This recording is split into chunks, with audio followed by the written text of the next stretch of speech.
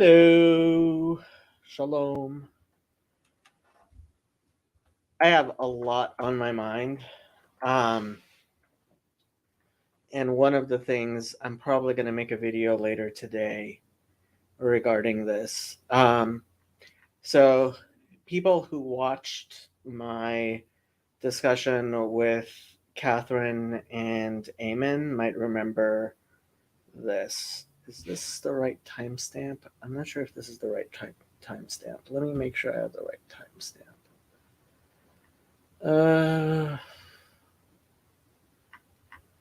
The right timestamp is 49:49. This is not the right timestamp.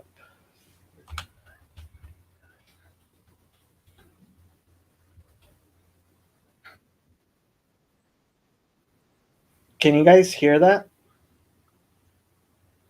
Hopefully you guys can hear that.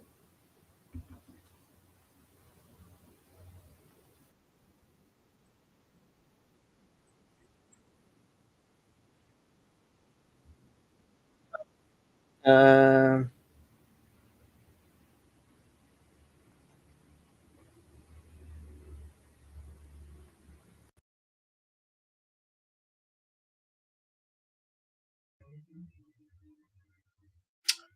okay.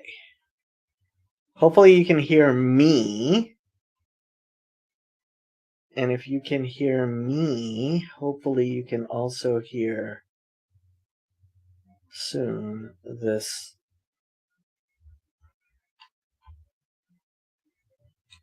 Okay. Do you hear?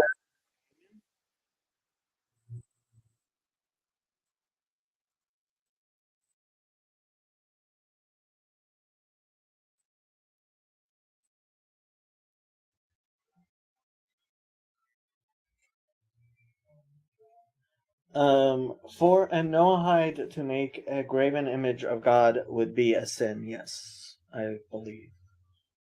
Actually, would it? I'm not sure. Hopefully you can hear me. There shouldn't be any problem hearing me. Actually, maybe there is a problem hearing me.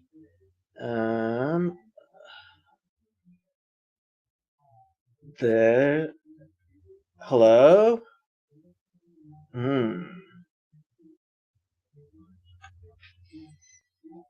Okay, so you can hear me, but you're not hearing Eamon?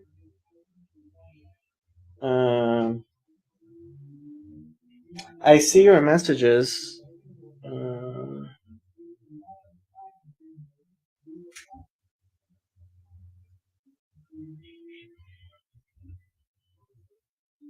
My sound setup is not working.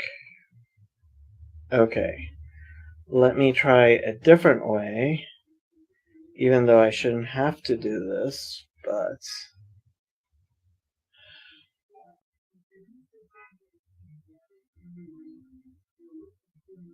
Okay. Breadth of knowledge there that I assume is at least partially reflective of the Chad! Hello. Can you hear Eamon? Press play. They received. That, yes. We're no longer really. Yeah, we can hear them. People. Okay. Did you want to talk about something, or did you want me to continue talking about the stuff I'm talking about?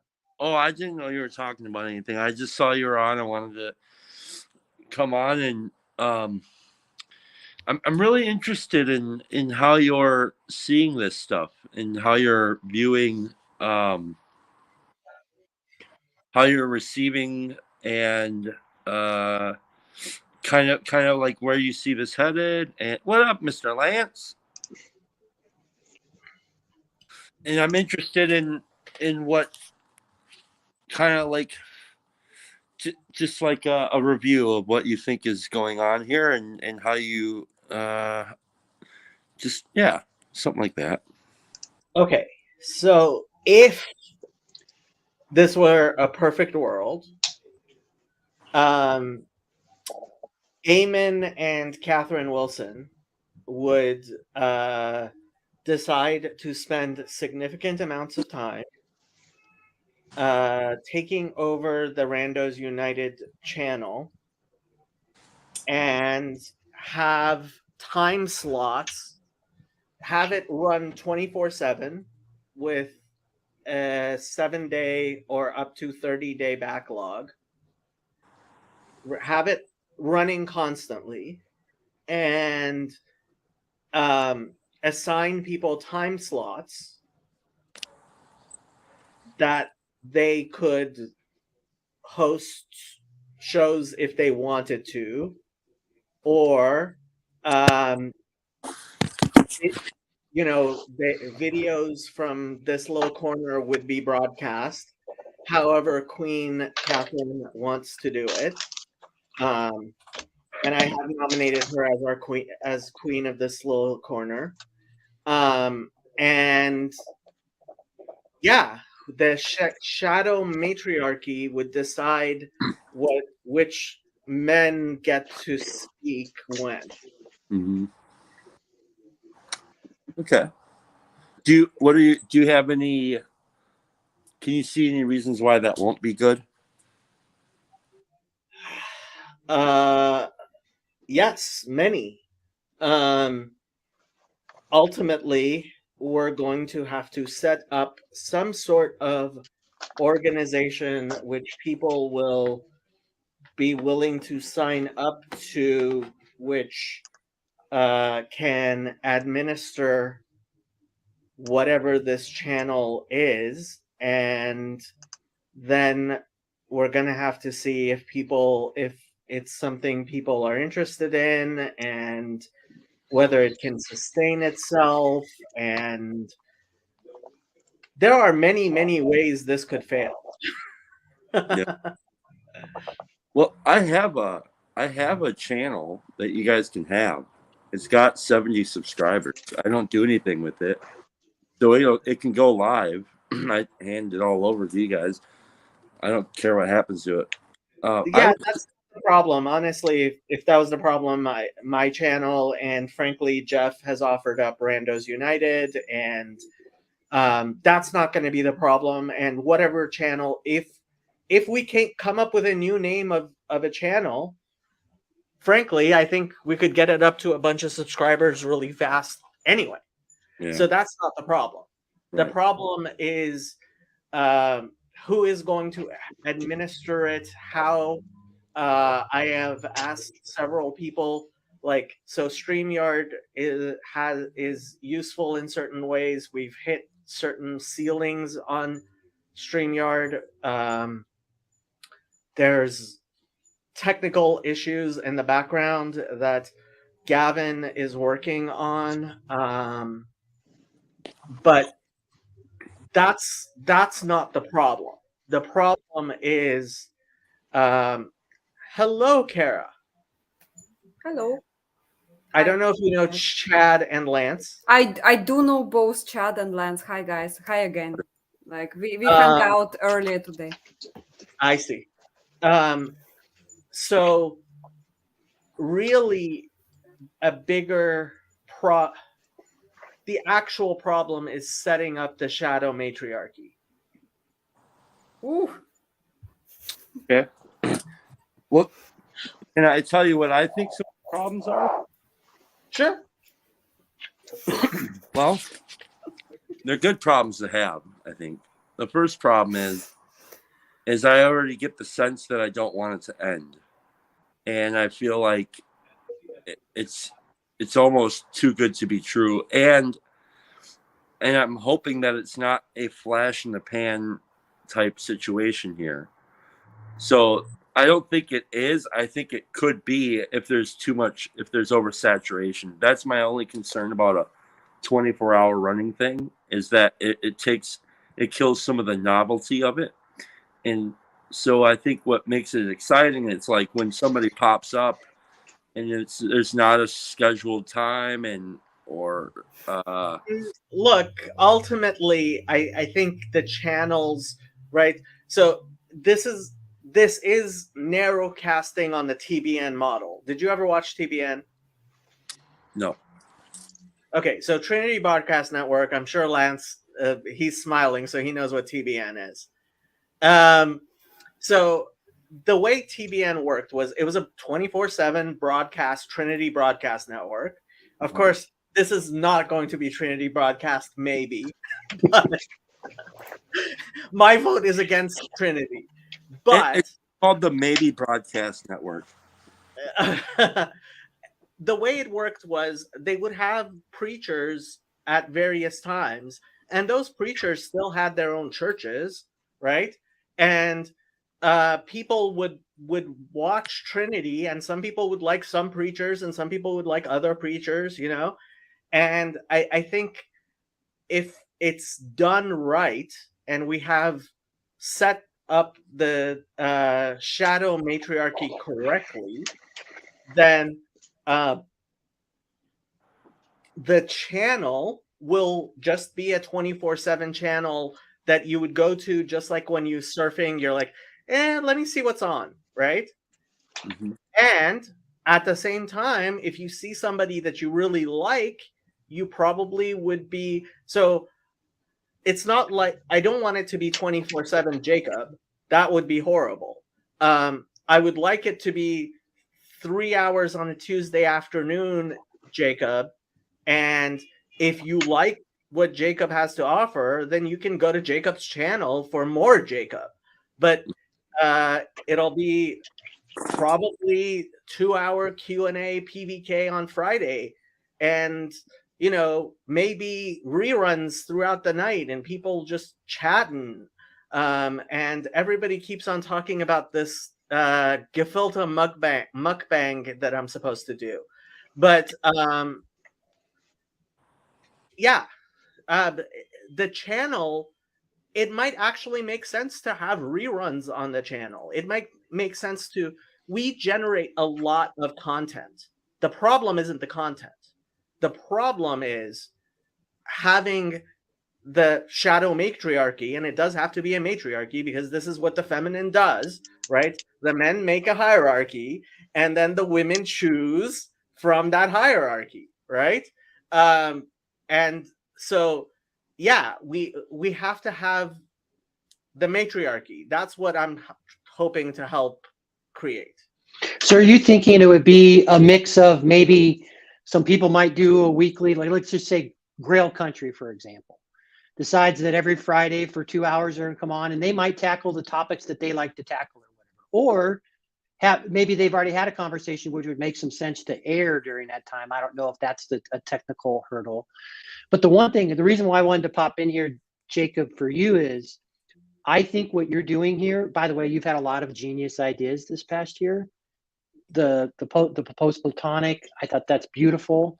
Unfortunately, that didn't go anywhere. That was a similar idea. That was an earlier iteration of the Just Chatting. Doesn't matter. It was great, right? So but the thing that I really like about this versus, there's all sorts of different content. And what I've really enjoyed about this Just Chatting is it allows more people to bubble up who maybe aren't comfortable maybe having a full-on conversation, you know, with how some people have them. But I think the other thing I like, that there's not a topic, so it can free flow. It's more like a voice chat, right? Which are really interesting. And I think it'd be very beneficial. It's, you know, using terms of this corner of the internet, dialogos, philosophia, those sorts of things. I think it's really interesting. And so I would hope that if you were doing this, that there would be some room to do these Just Chattings too, because I think they're really good. So yeah, yes, and yesterday's Just Chatting last night, I listened to that today. I thought, man, that thing was all over the place as far as topics goes, and there was like, you got to hear a little bit about some like insider baseball on like coding and stuff like that. You had guys talking about the trades. You had people talking about, you know, morals and parenting, and it's like, man, this was all over the place. It was just really good, and I thought there was a lot of meaningful stuff in there. And I hope that I always get leery about too much of a grip on something, and that I think this is why this right now is so wonderful. Is there's enough grip on it where it's like I think people are willing to know what that is somehow and respect it. And then if you start to put too much grip on it or let too loose, it gets wacky. Right. So Yeah, this is why I've been talking about narrowcasting as opposed to broadcasting, right? So narrowcasting is I will continue having just chatting sessions on my channel, right? This channel that I'm working on that is above, that's the 24/7 channel, right? That is going to be a thread that is kind of letting lots and lots of our channels, right? So Father Eric, if he has a 2-hour, Catholic Q&A on the main channel, right? And then there will be lots of small channels. Like, so Jethro is 100% where I'm going with this. Like, I keep on talking about Jethro, and my channel, I have no aspirations. Well, I wouldn't say no aspirations, but I have no realistic aspirations of my channel being over 1,000 subscribers, right? Like 1,000 people paying attention to me is 999 too many, but Well, that's what I love about this is that mostly isn't about you, which I love. And I called Chris Pacau today. We were talking on the phone, and I was like, it's really interesting how, Jacob gets, he finds this morally insufficient to be on the bridges of meaning, and he causes a stink, and he speaks out against evil and does it poorly, and then all of a sudden everybody seems to follow in his wake, and I think that's great, and it's mostly not about you, and that's wonderful. And I don't think it should go anywhere, to be honest. But what the hell do I know? I'm a drunk. Yeah, and that's the other thing that I think would be important, because I had a conversation with Luke today, and I've had this feeling around BOM, whatever. I know there's this opinion, and PDK does not link to BOM in his YouTube channel anymore. I might have missed it. There's not been any formal announcement from it. Pretty much everyone who's around is gone. But my question is this: where's the on-ramp? And I understand estuary in real life. But where's the on-ramp for people who've just found themselves into this little corner and found their way through Paul Vanderklay? The BOM serves a very important service. And I'm going to say this like Chad, to have my hand on the door of AA. It was very important that I met you people, Jacob. And the accelerated sense making that this corner of the internet and the BOM specifically, and most specifically the voice channels, allowed me to do, I found was amazing. And we don't have, where are we going to be able to funnel the new people? I love estuary. I love the fact that people are breaking off and doing their own new Discord servers, and they're just kind of inviting the people they want. I think that's fine. Or they have Voxers or Signals or Clubhouses, whatever you want to do. Because I think there are times where you want to have your little safe spaces where you can real battle test ideas. But what are we going to do for the new man or woman that needs to come in and start to have these conversations? That's why I still sit in the voice chats. I had to take some time off for work, but I think so if this becomes the new place where we can at least funnel people to where they can go, and some people may not want to be on a YouTube stream and just chat, but they want to talk about ideas and think out loud and have someone like Sherry put a mirror up to me. You're right. I think the problem here is you're actually thinking, you're thinking in too much definition. This is a chain and network, right? Like people are making connections with me, right? And I very much believe in the Dunbar number. Now, the fact is that I think the Dunbar number is one order of magnitude too small. I actually think the Dunbar number is closer to 2,000 to 3,000. But ultimately, I don't think any human being can keep track of more than 3,000, certainly, and probably 300 people, right? So whatever link you have, and it doesn't matter if I'm on Twitter, right? And somebody, I'm on Twitter and I'm on Discord, and somebody knows me on Discord and he's on Voxer, right? As long as there is a distribution of cognition, right? And we have some sort of homeroom, as Grizz called it well, right? But ultimately, there has to be an intelligent selection behind all of this, and that's what I think a lot of people aren't really grasping about my channel, right? TBN seems like it's like a pretty open platform, but they decided which pastors, right? So TD Jakes and Benny Hinn and John Hagee, right? Those are all very particular pastors who became very, very famous through being selected for being Yep. on TBN. And I think I agree with that. And I think what you're talking about, which is kind of at that level, I'm talking about the person that needs to just talk through some ideas. And it doesn't need to happen on That video. person needs to be talking. We're okay.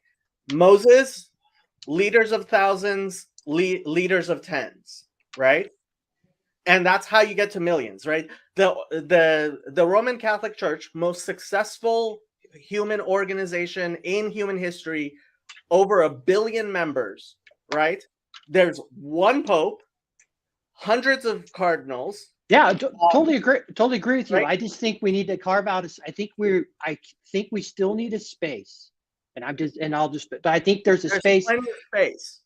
There's plenty of space. So when people show up from this little corner, and let's just say Right. through the PVK realm or whatever, I just want to ensure that there's a space, and it can be a lot, like that could be distributed. Like they could maybe go have a conversation on Grizz's channel, Discord channel, if people are starting to hang out there and kind of hang out in voice chats, or your channel, or Eric's channel, or BOM. Doesn't make a difference what it is. But I do think that we provide that space into that element, because here's what's really happened. And I would just say with this, I can't tell you the number of times, it's over tens, where I've had the opportunity after meeting someone to privately have discussions with people using the Discord that have been powerful, meaningful, people taking their mask off, sharing things that they don't want to share in a voice chat. Like I don't want to miss that element that gets down below underneath YouTube. Yeah. But it's a part of your ecosystem, because your ecosystem you're building, like the TBN model. When you said that, I totally got what you were saying. Right. Yeah. No. Okay. You have to understand. I'm not worried about that lower system, that lower echelon. I think we've had that lower echelon for a long time, and we've had it in a pretty distributed manner. What didn't work with BOM, the problem with BOM, was actually they got too large. And too many people on BOM. And so why was that? So again, I would ask, because again, being a voice chatter, not worrying about the postings or whatever, and having participated in it, what became unwieldy about it? What became unwieldy is like somebody like me would walk into the chat, and the chat would become about me, and 10 people would jump on to talk to me, and that doesn't work. Well, I got to get going here pretty soon because I'm about to have dinner with my wife, Ann. But I do want to say one thing before I go, because I've thought about this. If you want to have a channel that has 1 million+ subscribers, Jacob and Mark Lefevre need to start their own podcast, and it would be fucking hilarious.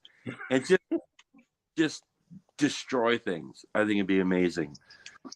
And with that, I pass.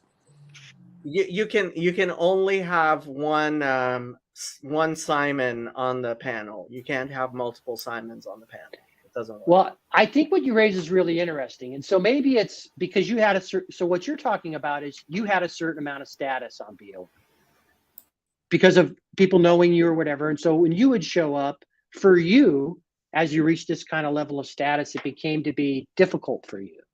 Well, it's not just for me. Look, if I BOM No, and the other people like BOM you. is too large. There's just too many people for it to have the same environment it had when I first jumped on 2 years ago and we started getting to know each other. It's Yes. just too large. So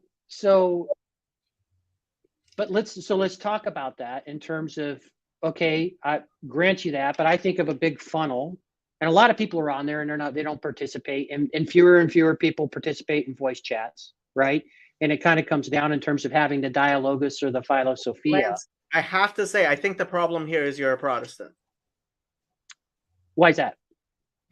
Because you only see single churches, and you're not seeing there's a parish within a diocese, within an archdiocese, within a region, right? So, Well, no. So here's what I am seeing on the ground. Parishes. Here's what I am seeing on the ground. Mm. Where, and so I'll ask you, I'm new. Where do I go? I'm a new person. I don't know anybody. Where do I go? Not on videos. I don't have any status. No one's going to talk to me. Maybe I'm not comfortable like some things I'm not going to talk about on YouTube, chat or Jacob, Okay, right? yes. Where do people have those kind of conversations? You don't know anybody, so how are you related to this corner? Okay, So, okay. Can I jump in? Can I just finish this real quick? I'm going to Yes, finish this Lance. one thing. So I watched a PVK video with Grim Mhm. Grizz. Okay. And then I was like, wait a minute, Paul's willing to talk to that person. There's something interesting going on. I found his Discord channel in the YouTube button, clicked in and found a unique group of people that were having conversations and doing things that I had never found in my lifetime. Okay. Let me explain. So PVK will be our Pope, right? Yeah. You see the Pope, and the way you see the Pope talking to a cardinal, the way you get into the hierarchy is you join a local parish, right? So those local parishes are going to be probably even smaller than the individual channels. I'm talking like those parishes are going to be like the people who host just chatting streams when I'm not on my channel. Yeah, exactly. So I said, so for example, you could maybe go find yourself on Grim's channel or your channel or whatever, and hopefully people there are there to want to have conversations. Look, you need more levels of hierarchy than you're thinking at. No. So don't answer my question. I see what you're trying. You're trying to build. I'm a business guy too. You're trying to build something that scales. Yeah. Right. Yes. Yeah. Absolutely. Exactly. Totally get it. And I also believe in hierarchies. Right. Right. So somebody who wants to talk to PVK, right, may talk. I didn't want to talk to PVK. I wanted to talk to Grim. I wanted to find the people that were like Grim on that. Okay. So okay, dude, like Lance, again, I talked to Grim like 400 hours at least. Like we actually hung out starting 8th of March, 5 hours per day. But like it's not that difficult. It's I also, when I wanted to reach out to PVK, I reached out to PVK. My question is related to what your point, Lance. It's like the new people. For me, it was a surprise to find out I might be a part of little corner of the internet. I do have a channel with 1,000+ subscribers, and I do have my own thing that I'm trying to bring into the world. I do not possess the glittery person, even though I could position myself as the evil Russian lady, as I said before. I just don't do that. It would be very easy for me to promote myself as that, but I don't do that. So the thing is the belonging that kind of, and the structure. Of course, you can join the local parish. Let's say I knew Mark more than 2 years, Mark Lefebvre, and I knew Iron Root, Manuel, and I also spoke a couple of times to Paul and to John.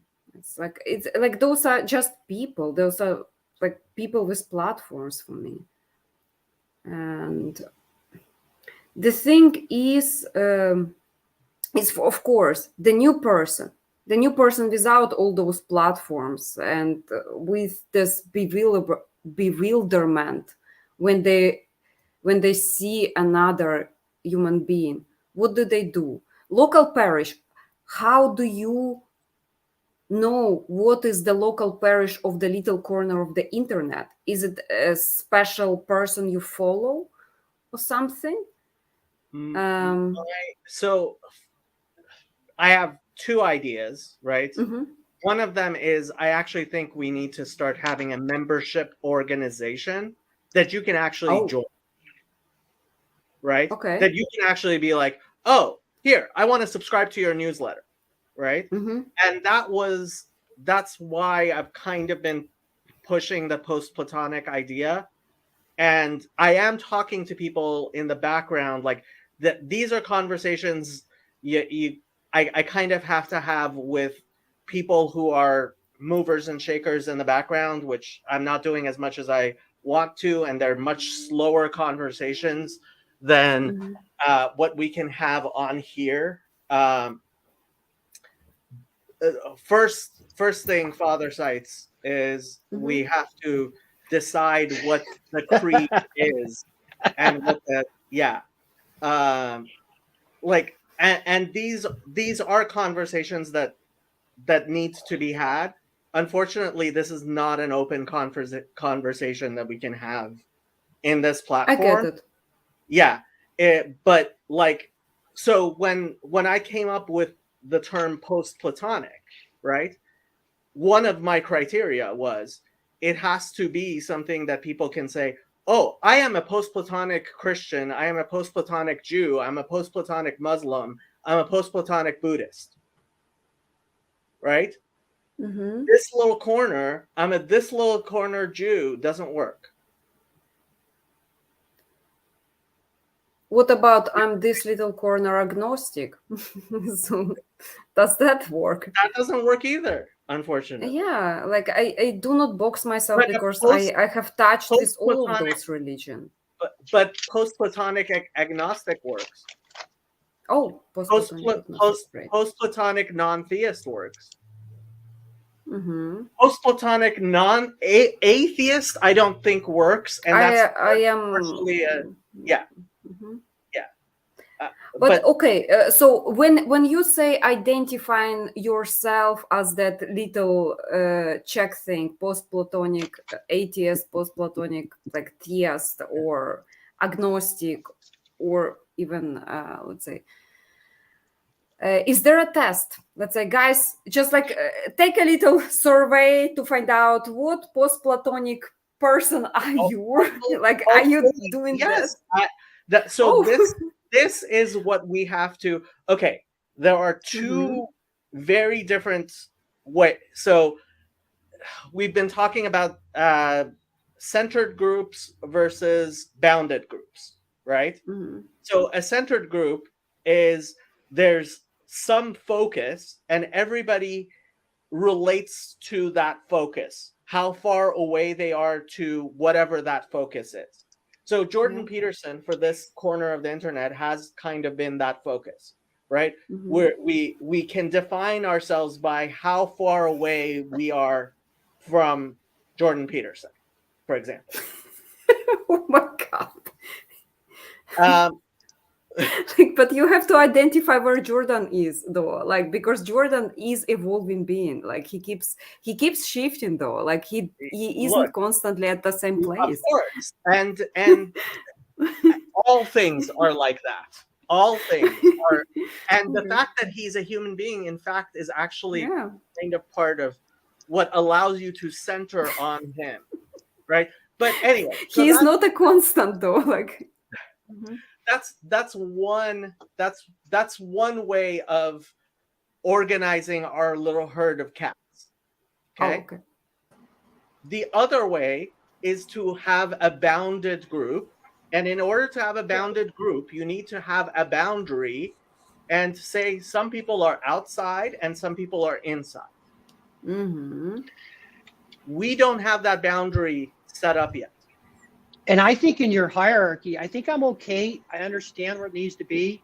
I want to make sure. And so you point, like Kara, you pointed out the point that like Grim Grizz, like I'm on his channel. Nobody hangs out in voice chats and talks about those things on those channels. I knew my way to Grim through BOM. One aspect, I'm going to say it, one aspect that I really like about this is for people to have places where they can go and do sense making. Look, Lance, honestly, I hear you. I think you're worried about things going away that are not going away. No, they don't have to go away as long as there's a space for it. I do think that people... There will definitely be a space for it. Don't worry about it. And where does that exist? Right now, it exists on the various Discord servers that various people have. Okay.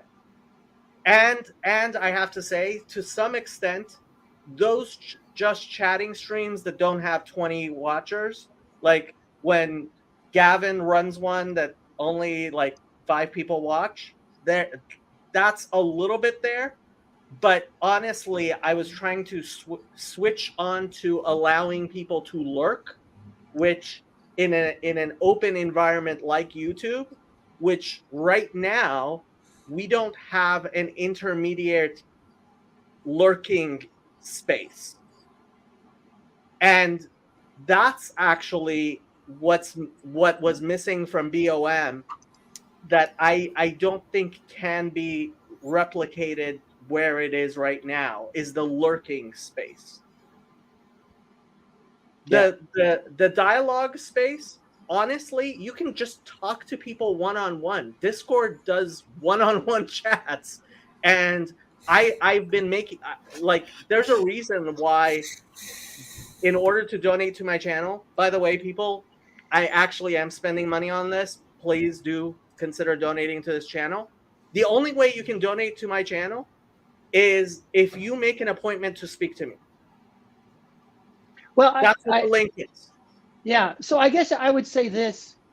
Yes, people know we can talk one-on-one and you've got to find this, but I don't know. I would just say that being able to eavesdrop in, being a part of those conversations, particularly when the voice channels are good. It just happened 2 days ago on the BOM. There was an amazing conversation that went on that allowed me to do some of those things. Is that I think it's important that we provide space for people to still have those conversations. And once the focus on my channel moves on to the actual big channel where it needs to be, actually, I think this channel will drop down to being more like that again. And I think probably what that would look like is certain people. The problem is we need the next level of hierarchy. I hear your concern, Lance. We need the next level of hierarchy. Then we can go back to having the level of hierarchy which you're worried is going to go away. It's not going to go away. That level of hierarchy will always create itself. That's the simplest level. Parishes, house churches. That's the good thing about Protestants. They're like roaches. You can't get rid of. You cannot get rid of house churches. House churches will always bubble up. That's not the problem. The problem is now we need higher levels of crystallization. Okay. And don't worry about the Protestants. What we are not missing is enough Protestantism. I'm not worried about the Protestant. And this is all personal. So we're coming from our own experience. Would have been finding, again, think about the AA thing is, I'm curious, other than BOM, if someone just comes in and is trying to find their way to plug in and have conversations, other than BOM, what Discord servers are people hanging out having conversations? Look, the house church eventually and here comes the Protestants to. Rick said you didn't have enough Protestants. so I might. hello. Honestly, ultimately, that has to be individual relationships that people make individual friendships. I am not worried about the house churches. Those are always going to be there. My Okay. problem. I am worried about the next level up, and let me just answer Garth really quickly. The place for super chats may be on the main channel, because sometimes you want to actually allow people to signal their level of concern with money. But the way I set up my channel, if you want to give money for my attention, please make an appointment and I will talk to you. And you don't even have to make money, like give me money to have a one-on-one discussion with me. My phone number is all over the internet. You can call me my phone number, and right now it might be a little difficult because it's open enrollment, but like most of the year I'm not that important or famous. So I hear your concern, Lance. It's not a concern I share. And I don't think many people are. Look, I hear the concern because it is actually something really important that needs to exist. But I think the reason you have that concern is because people don't know where to find the appropriate house churches. And once we have that next level of hierarchy, if it is actually competent, there will be plenty of parishes in this archdiocese. Okay? Well, right now the problem is the bishop. Lance, I want to address it. I am on Bridges of Meaning a lot. I see you in the voice chat by yourself, waiting for people to talk to. A lot, actually. And it is the best place to talk to people. There where you are, in the voice chat in Bridges of Meaning is the best place. So you chosen correctly. I am on like 60 Discords. And Bridges of Meaning does have that inviting space for people with similar interests to yours. So I understand your point, and you are in the right path. And if nobody joins, that's because people aren't in your time zone, maybe. That's it. I am personally not joining because I am shy. We have a problem with on-ramping, and I think Lance is seeing it correctly. The problem is that a lot of our on-ramping was being done by individual personnel that we don't have.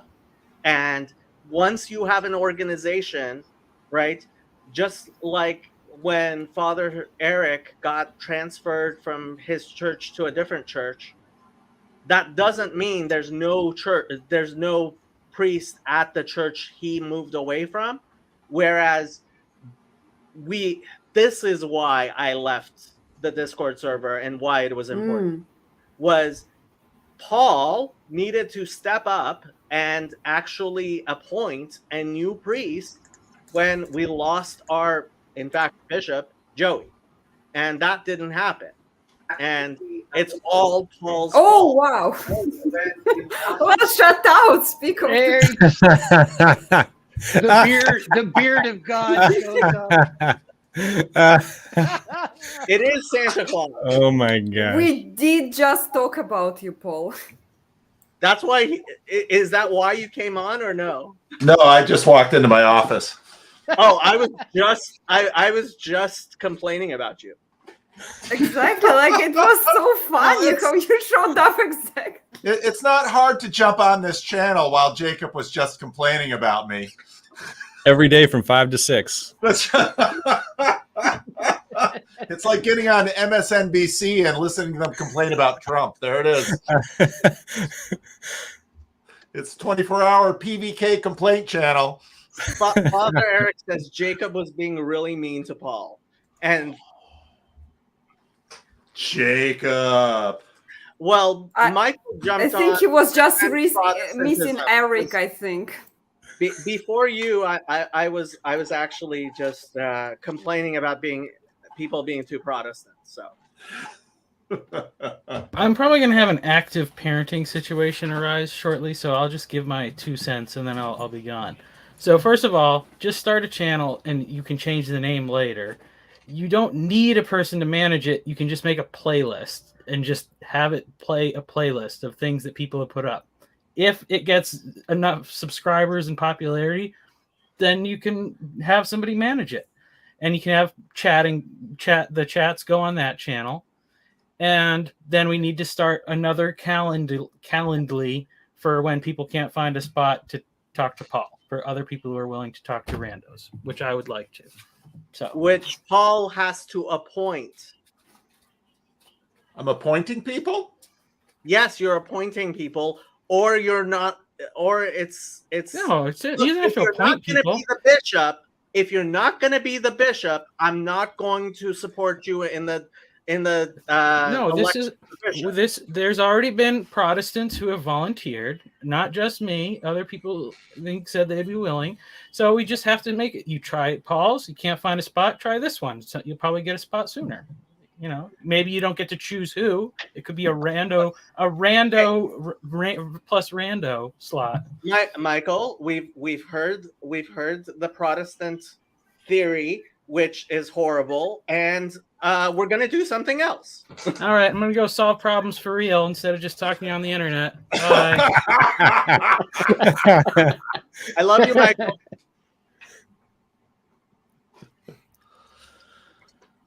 So, Jay,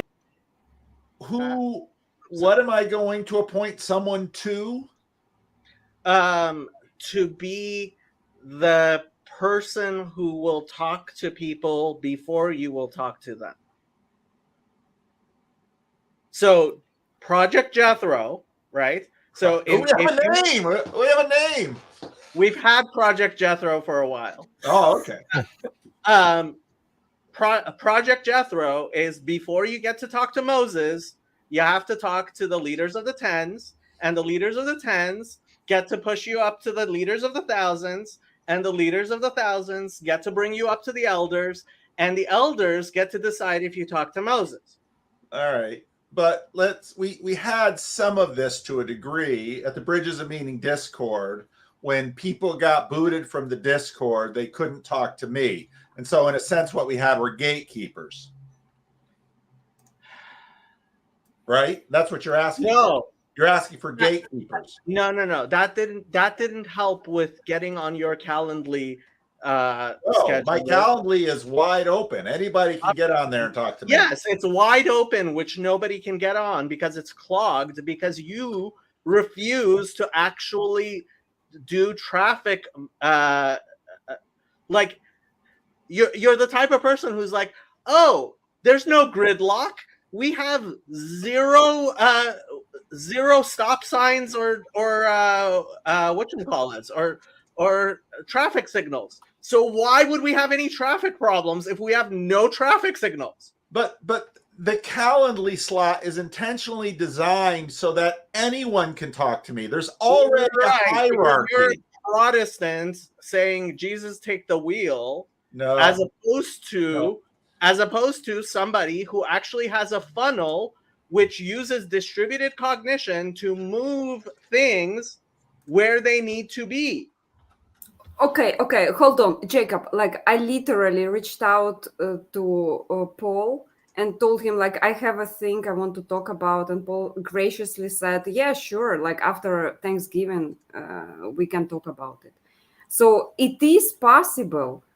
Right, Actually, it is possible, and we could like roll. I'm a note, like there was no resistance Kara. there. No. Kara, again, you can send emails to Paul and Paul might read them, and he might ADHD away from it, and because there is no system. It was pretty simple. Like honestly, I Yes, just like That sounds 1 very PM Protestant of away. you, Jacob. That Because sounds very you want Protestant of you. This is Jesus taking the wheel. This is, fly by night, John Van Donk type travel. Oh, dear. Okay, Jacob, let's say, I- Jacob, I make you in charge of who talks to me. Okay. Let's say I do that. Okay. Who gets priority? Well, that's the problem. The problem is we have to set up a system. I have to understand what your telos is, and in fact, make that decision in a way that you would delegate such a thing to me. So, This so is if I this is tell called you, organizational behavior, Paul, right? And we make organizations, right? So if you want to write a letter to the Vatican, right, you go to your priest, and your priest helps you write a letter to your bishop, or to, it goes up the chain and down the chain. There are things called hierarchies. It comes from the word hieros. I understand. I want to hear from Jess, and then I want to hear from Oh. Lance. Jess, what do you think of this idea Of the hierarchies of the Of organization? of getting on my calendar? Do you think there should be a bureaucracy that buffers me from the world? I don't think we have enough people to make a bureaucracy, do we? Yeah, I think that Like, I think- are there that many people like crowding around your tent asking for I know for your people judgment, Paul? I know people who have programmed bots in order to check his calendar to get a spot. His name is Gavin. No. And did he And do it? Somebody else did it, yes. Well, I hope they got to get chat on? with him. He did, yes. Oh, has he? No. And the fact you even have to guess. But Look, to a certain the- degree, I'm kind of happy for that guy because they showed some initiative. I usually tell people wait till about Monday. Actually, last week I opened it up towards the end of the week, and the slots are ready to go this week. Paul, And so it's some people. I say there's 2 people that emailed me this week and kind of wanted to get on my channel, and if they email me directly and they want to have a conversation, usually first I point them to the Calendly thing, say, yeah, but that's always clogged. Okay, well, what's your special appeal? Then they make their appeal, and then sometimes I listen to it and I say, actually, one person I said, I gave a link to you, Jacob, and I said, why don't you go on Jacob's channel first? Oh, okay. And then I might drop in because he's got some ideas about Islam. And I said, Jacob knows a lot more about Islam. Jacob's been talking about that on his channel. I think you That's should go talk to distributed Jacob. cognition. That's distributed cognition. Okay. And another person, sometimes it's just like, then I just do little email correspondence with them. But Kara kind of had an idea. And I said, and she had dropped into the Randos thing before, the estuary thing. And so I thought, okay, and schedule's a little clogged before Thanksgiving. So I said, after Thanksgiving, hit me up and we'll talk again. Basically, the idea with the Randos channels was you get 2 Randos slots. And then after that, you have to send me an email. And the Holy Spirit's currently running the system. There you go, Jacob. The Protestants are having their say. They're being Protestant. Yes, we have no lack of Protestantism in this little corner of the internet.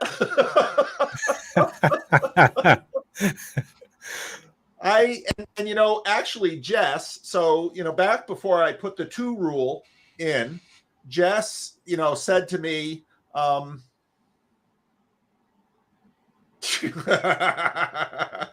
think we've had 4 or 5 conversations. Jess and I had quite a few conversations, and Jess basically said, I want to get these in before I can't get them anymore. And that was actually, I remember that was very smart of Jess, because Jess understood. Yeah, none more Protestant than Jacob. That's true. Jess understood that if, in fact, this thing continues to grow, more people are going to want to talk, and I have a limited amount of time. And so I decided that when people contact me, I do have time for other conversations, and I just did one this morning, in fact. But I wanted to keep at least one slot open for conversations that I couldn't anticipate. And I actually do that intentionally because it's sort of an openness to chaos or randomness. And once we have Jacob or Sam or Job or Catherine or Dennis, you know, because the group of people that would probably decide are probably sort of the Bridges of Meaning admin team, then suddenly the channel really starts getting fixed on certain themes. Everybody knows what Luke wants to talk about. Everybody knows what Jacob wants to talk about. Everybody knows what Sam wants to talk about. Okay, so on and on and on and on. And so that's why I keep that one window of randomness open in my schedule. This is part of the problem. This is part of the problem, Paul. You are anticipating Protestants in your hierarchy as opposed to servants in your hierarchy. Well, one of the things I would say, Paul, is like, I think one of the things that I loved about BOM is I didn't have to talk to you to have the conversations that I wanted to battle the ideas, and the voice chats were amazing. Yes. You're just going to be a bottleneck. The other thing that's great about the Calendly is it's total egalitarian. There are little cliques that form, and you're in or you're out. What if you're part of the unwashed? Exactly. How do you get through that? Because I mean, so to me, Jacob, I see I'm a both and, right? And I'm much more of an anarchist right now than I would be a Protestant, in that I'm kind of down here saying that I think it's valuable to have a place that you would point people to, Paul, where people can have the conversations. Like you removed the links from BOM from your videos a while ago. At the request of the BOM people. Right. And so okay. And so, and a lot of the people that were here aren't here anymore. That's fine or whatever. But I think there needs to be a space. And I think Jacob mentioned this. And if this new Randos channel has like other Discords where people are starting to have conversations, that's fine. Because for me, here's what was really impactful. I watched the video with you and Grizz. I respected that you would have a conversation like that, because I know a pastor having a conversation with someone like that is kind of a risky thing. And then I showed up and talked to all the people, and they talk about the hand of AA. You guys helped me, so I want to be the person that has the doorknob there for the people that aren't the cool people and aren't going to get through the gatekeepers and can have sense-making conversations. That's why I know you have the BOM off, but I hope you have a space, because you're attracting people that allow those conversations to happen. And the reason why the last 2 years has accelerated my sense making in areas around certain things that I never could have got somewhere else. And Paul, you and I rarely talk, and I've never been on your channel, but that's not important. I've met Jess, I've met Jacob, I've met Luke, I've met tons of different people that won't even want to be on a YouTube. You've got it exactly. You've got it exactly. And what I'd like to see, is, what's that? You are all fired. Okay, Donald. What I would like to see are more channels doing what Jacob is doing. I'd like to see 3 or 4 or 5 channels doing these just chatting things. And now Jacob's been doing this all on his own. He's had Father Eric do it. He's had Gavin do it. He's had others. Jacob has not been doing this on his own. No. You've been leading this. Exactly. Not me. You. I know. And that's exactly what I designed. Which is why you're fired. But I also see what Jacob's trying to do, like this idea around the Randos channel and having, because Jess, and I'll be quiet, having a stable place where people can really go and have great content, some just chat. Like these just chattings are brilliant because it feels like the great Discord voice chats. but some people aren't comfortable to come on YouTube. So Jacob, you are a genius, and I think it's a both and. I think there's structure, and there's a lot of chaos that in people to do underneath the there. And I'm just making the case for the unwashed. Yeah.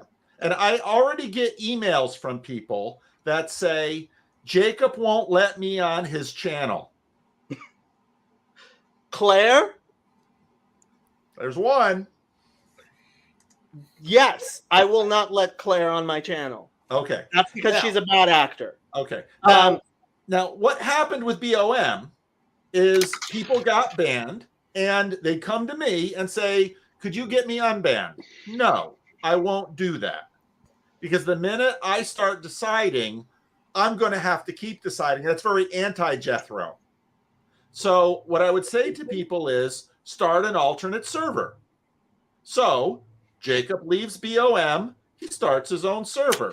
Grizz has his own server. People have their own servers. I'm waiting for this now to happen with Jacob's Just Chatting business, and it's going to happen.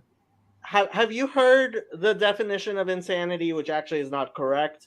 That the insanity is doing the same thing over and over again and expecting different results? Well, we are seeing different results. We're doing it right now. No, Paul. If you had left I am BOM, not doing you the wouldn't be same doing thing. this. What? If you hadn't left BOM, you wouldn't be doing this. That gave you the motivation to do this. Jacob, you are doing the same thing, because look at what you inspired me to do. Like, I like to hang out like the open studio, Paul, because that was meaningful to me, and so I'm trying to provide a space. But I was just over on your server yesterday, Jacob, and hung out for a few hours just to provide a stable where people might start coming in, because I want to support your channel too, Jacob. And I guess my thing is I'll be the prince of voice chats, because I had it's been very impactful for me. I want to be someone that allows a space where people can come in and start having conversations when the just chatting's not going on. Yeah. And you see, my thing is, I think Discord is the wrong platform. I think part of what it isn't the wrong platform, but Discord has its limitations. Part of what happened, part of why Joey stepped away from Bridges of Meaning was you had all of these text rooms that were impossible to actually monitor. You're just wrong. And what we have with maybe a distribution like StreamYard and voice and video, that if there are more channels doing this, then actually the vision of always there being some space to go, that's the right vision. And I also think that part of what happens in this space too, Jake's like, no. Part of what happens in this space too is that there are certain people who dominate the conversation with their little hobby horses. We had that at BOM. We have it here. And that actually increases the proliferation of other channels, because someone will come on and they'll see Jacob and they say, I'm not going to go into any just chatting with Jacob because Jacob's going to want to talk about the Trinity. He's going to want to talk about Protestants. He's going to talk about how Paul's a bad leader. And I want to go and have a different conversation. And so Gavin is running one over there. And all suddenly we've got another one going on. And that's what I'm looking for. That is my goal. And for me to basically, I dealt with this a couple of years ago. For me to somehow create a hierarchy under me, that's not what I'm pursuing. I realize that's not why what you're pursuing. That's why you've been fired.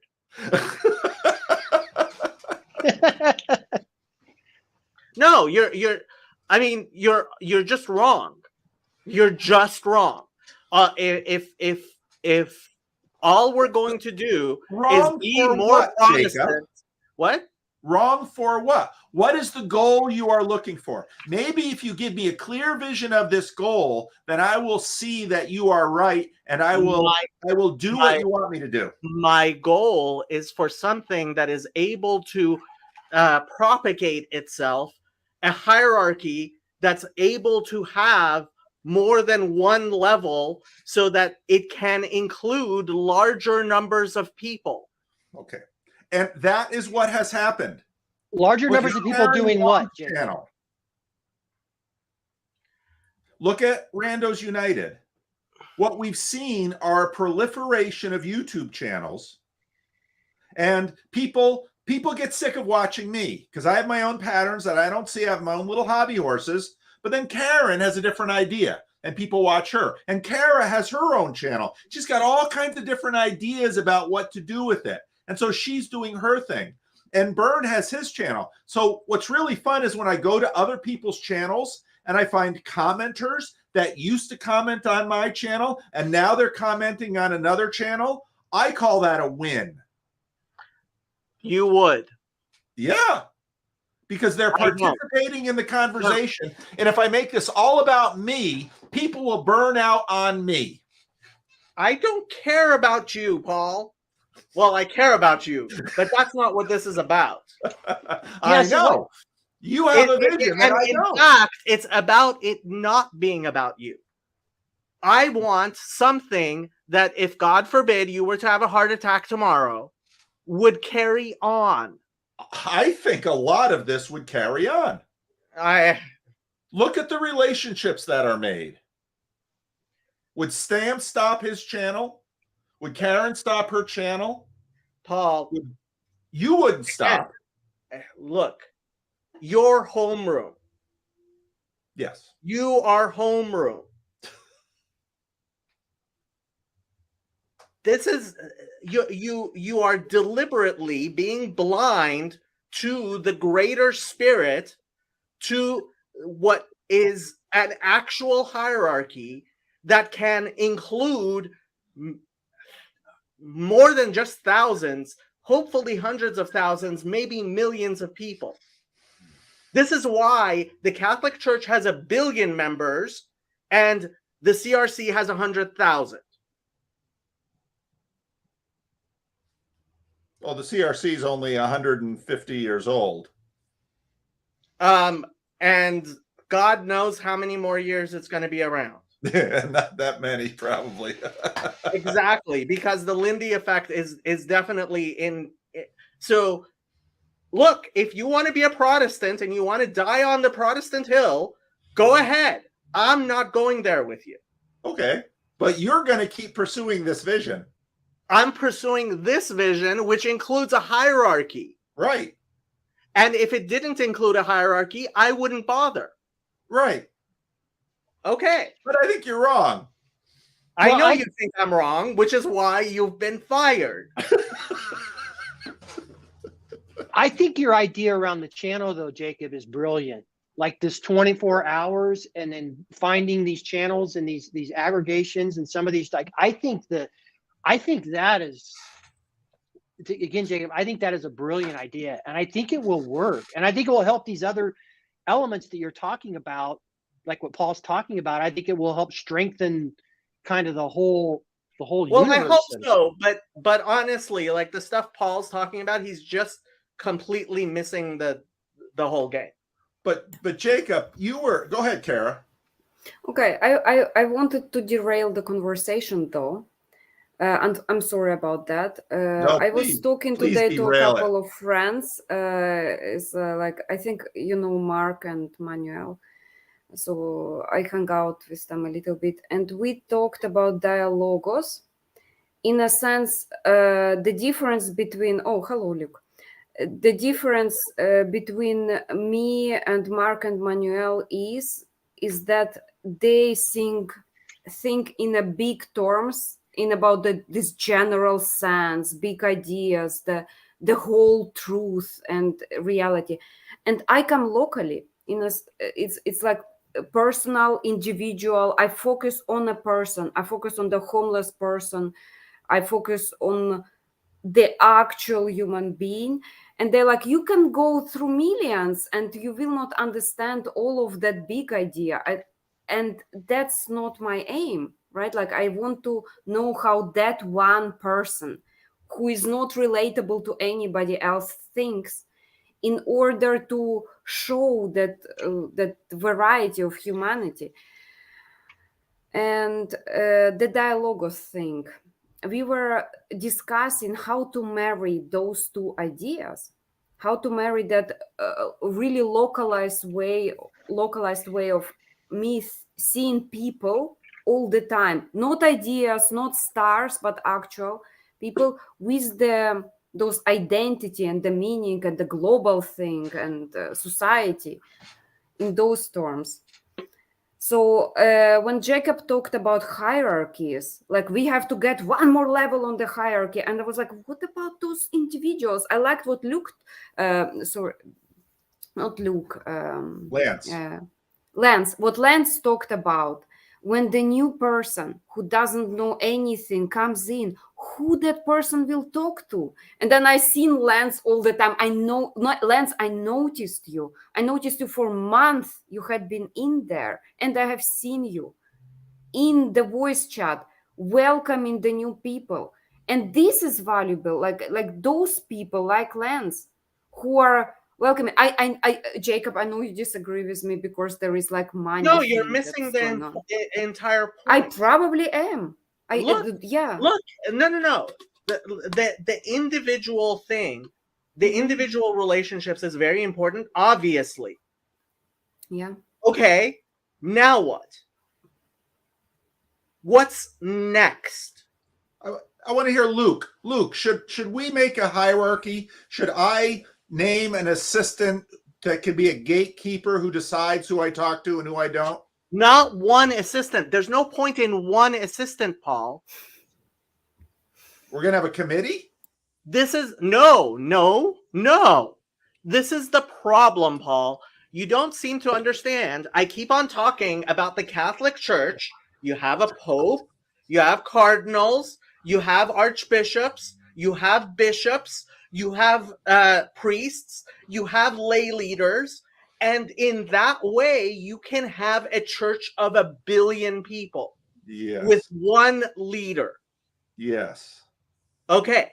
Now, if we are going to organize ourselves, because human beings are far more capable in groups than we are as solitary individuals, then we need some sort of structure in which you can have a Moses and the elders and the leaders of tens of thousands and the leaders of tens.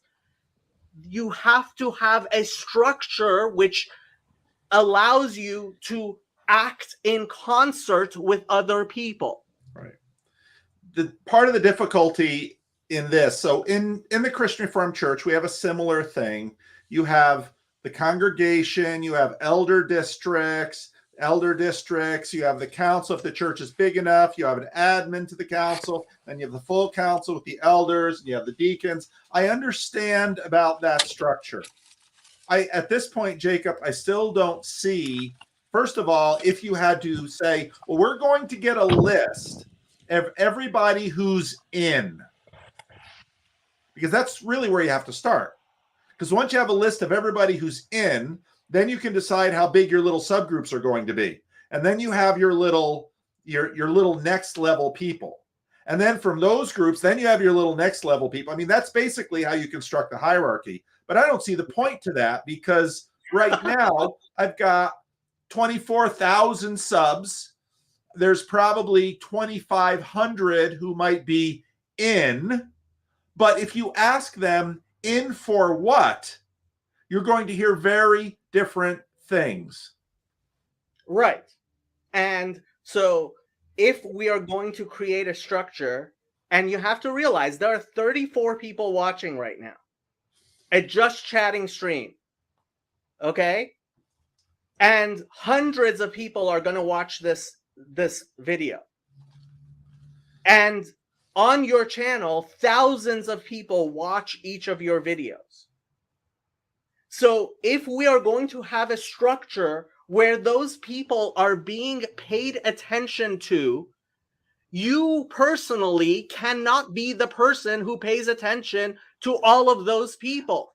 Well, why don't you write to Google and get a list of everybody paying attention to my video, and then we can talk.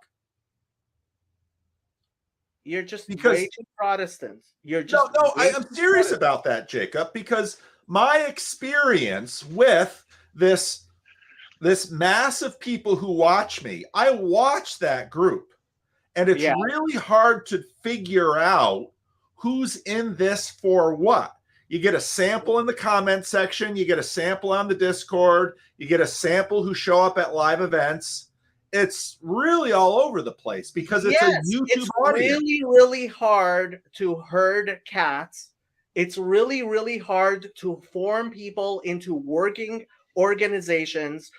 Organizations of human beings are very difficult to create. Yes, you're preaching to the choir. I realize this is a difficult task I am trying to do. You're not helping.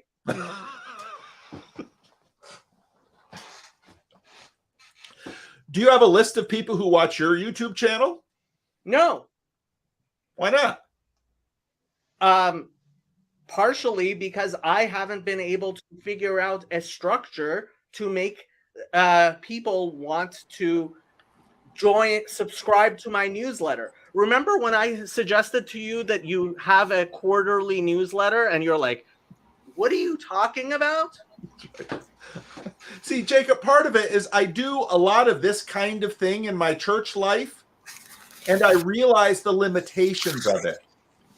Yes, there are definitely limitations to it, but the reason I shifted from Eric Weinstein to you was I figured because you have experience in your church life with organizations, you would understand all of this. But most so okay. So here's a lot of question about why people watch. First of all, people watch for lots of different reasons. If I would say the purpose of my channel is to grow Estuary Inc. or PVK Corp. And so I want all your names. Who wants to be a member of PVK Corp? You know, the first person who would say, count me out, Luke Thompson.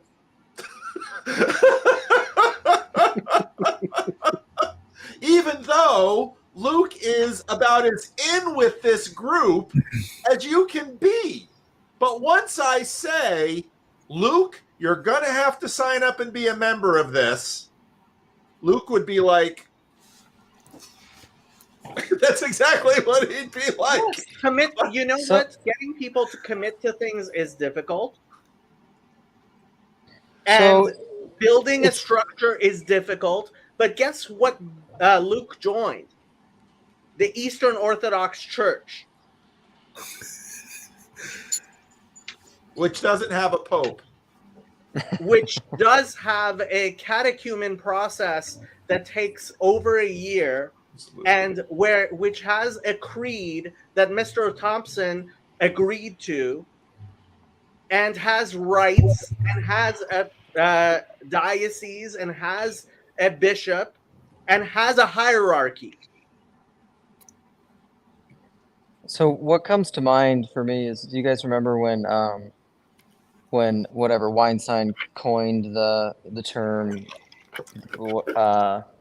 The intellectual dark web, and immediately, and I just heard Rogan talk about this the other day too. He brought it back up. He's like, "Oh, the second that was coined, he was like, no way, this is dumb."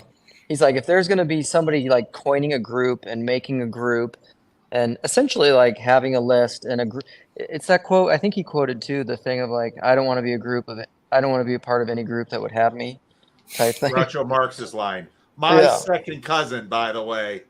Nice. I don't know what it is. I almost want to, in this, because I'm very curious about this. I mean, whatever is going on in this conversation of like what this little corner is, what's happening in these just chatting streams, it's obviously salient. There's something to it. It's been, the Voxer chat has been all about this. I was talking to Lance and Nodrick about this earlier today. You know, it's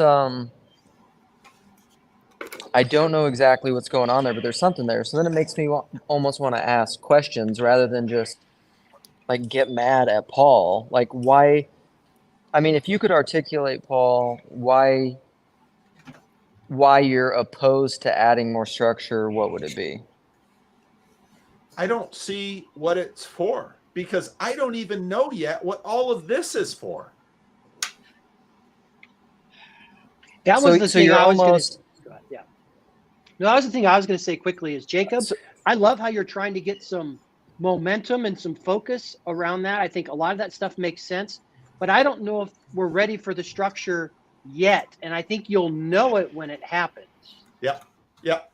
When something, Jesus, when there's a take the clear wheel. goal that you need people organized to accomplish, and there's a group of people that want to do it, people will step up and join. And we saw that with Bridges of Meaning in terms of admins. People stepped up, joined, gave their time and energy to do it, and a structure emerged. When there's a need for a structure, it will emerge. All of us are used to dealing with structures.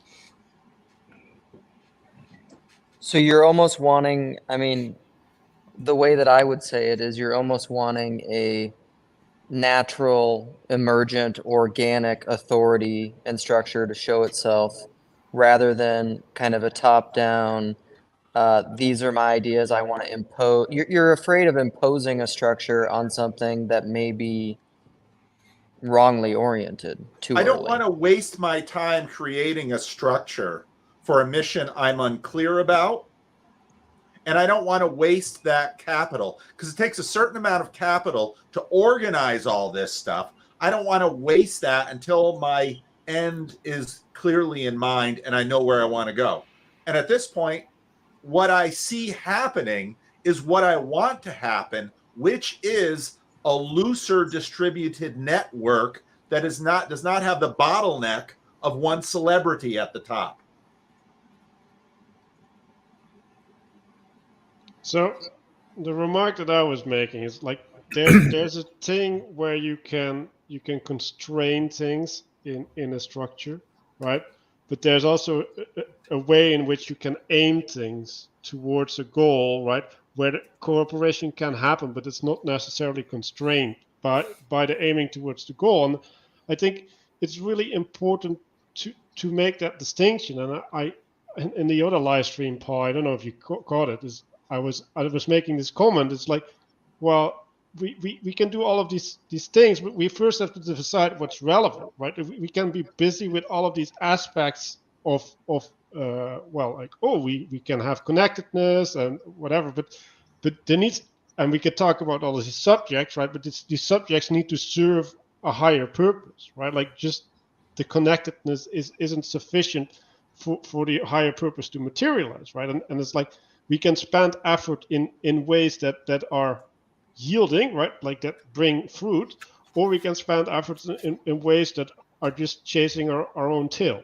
And I think having the conversation shift to these relevant aspects, right? Like in what ways can we express agency, right? Like what are the ways that are even viable for us to cooperate in, would provide us a constraint, right? Like of in which we can self-express in a way that is generative, and as long as that conversation isn't being had, like I think it is a waste of time, effectively. Like, yes.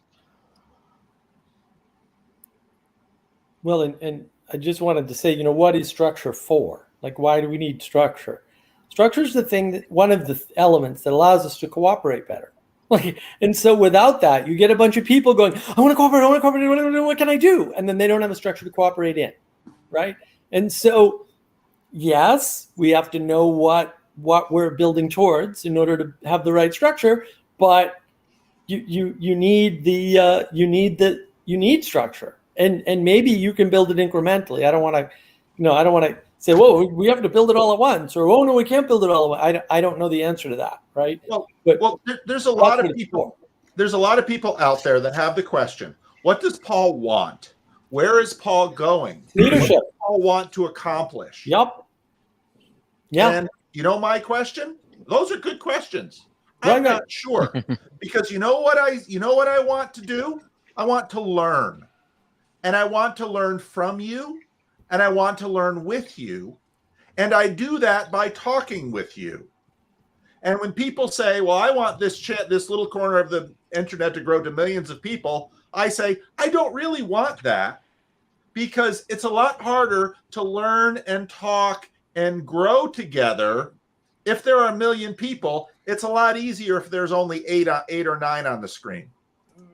Right, no, look, Paul, I agree, but now we're back to the other components. So you can't just use structure, right? Because that's what everyone tries to do. That's platform. That's what a platform is. Well, why is Twitter a dumpster fire? It has a structure because structures don't prevent things from being dumpster fires, you muppets. Of course not, because it takes more than just structure. It also takes rules. And then you say, oh, Twitter had rules. Well, yeah. And then what did Elon Musk do? He fires a bunch of people. He doesn't change the rules. But the whole nature of Twitter changes overnight. Well, that's weird. So it wasn't the rules and it wasn't the platform. Well, that's weird. So what changed? Well, you know what changed? Wait a minute, I think I figured it. The leadership changed. So you need leadership, you need authority, which is different, right? And you need structure. You need all of these things. And I would argue that I have been exercising leadership, but not in a terribly overt way. And I've been doing that in the way to accomplish what I've been looking for, which has been, for the most part, better conversations for me and better conversations for other people. Look, Paul, I don't disagree. I will restate my criticism, however, okay? Jordan Peterson, Jonathan Peugeot, John Vervaeke, and Paul VanderKlay are afraid of any reasonable form of leadership that will build something sufficient to hold their audiences, right? That is a problem for me. I understand that you have, we'll say, the most leadership and the most legitimate claim because you're part of the church, and kind of your trick is, well, we're a Calvinism church, aha, right? And I think that's totally fair and fine, okay? But when people are looking for leadership constantly and saying, what can I do? How can I cooperate? That's a hint that the leadership you're providing is insufficient for their needs. It's not a hint of anything else, by the way. It's just a hint of that. Yeah. All right, so I have a question. Yeah, go ahead, Luke. So I'm trying to be open-minded because I have, in my consciousness Congress, I have my own immediate responses to things that people are saying. And then I'm trying to think, what are the legitimate concerns that I'm just not immediately open to? So the way that I think of this, and Nate and I have had a lot of these because this is our Christian anarchist tendencies, is that legitimate authorities, you don't have to explicitly name legitimate authorities. People just follow them. They just do it. Like a tribal elder, nobody has to, like, he doesn't need a lanyard. You know, Yes, people just follow him. He has a dress. Everybody. He has a dress Okay. that signifies him. Luke, I'm working to a larger point. I'm trying to steel man you, damn it, and you're cutting me off. Hey, Okay. I just wanted to come on here and tell everybody that even though I do want to join Lefebvre University, I think he's wrong. And with that, I pass. So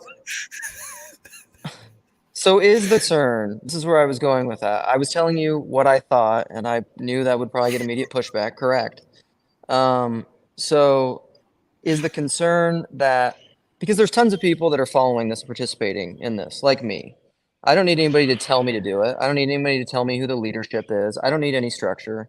I don't need any of that stuff. So so it's not for me. Are you concerned that there are people who aren't participating who would participate if you put more structure on it?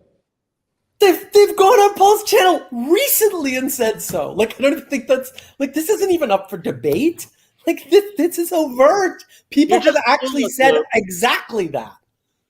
You're just clueless. I'm sorry, Luke. You're clueless. Oh, Jacob, calm down. Well, Luke is on to something, I'm sure. And Luke just has a hard time communicating with actual words that other humans use.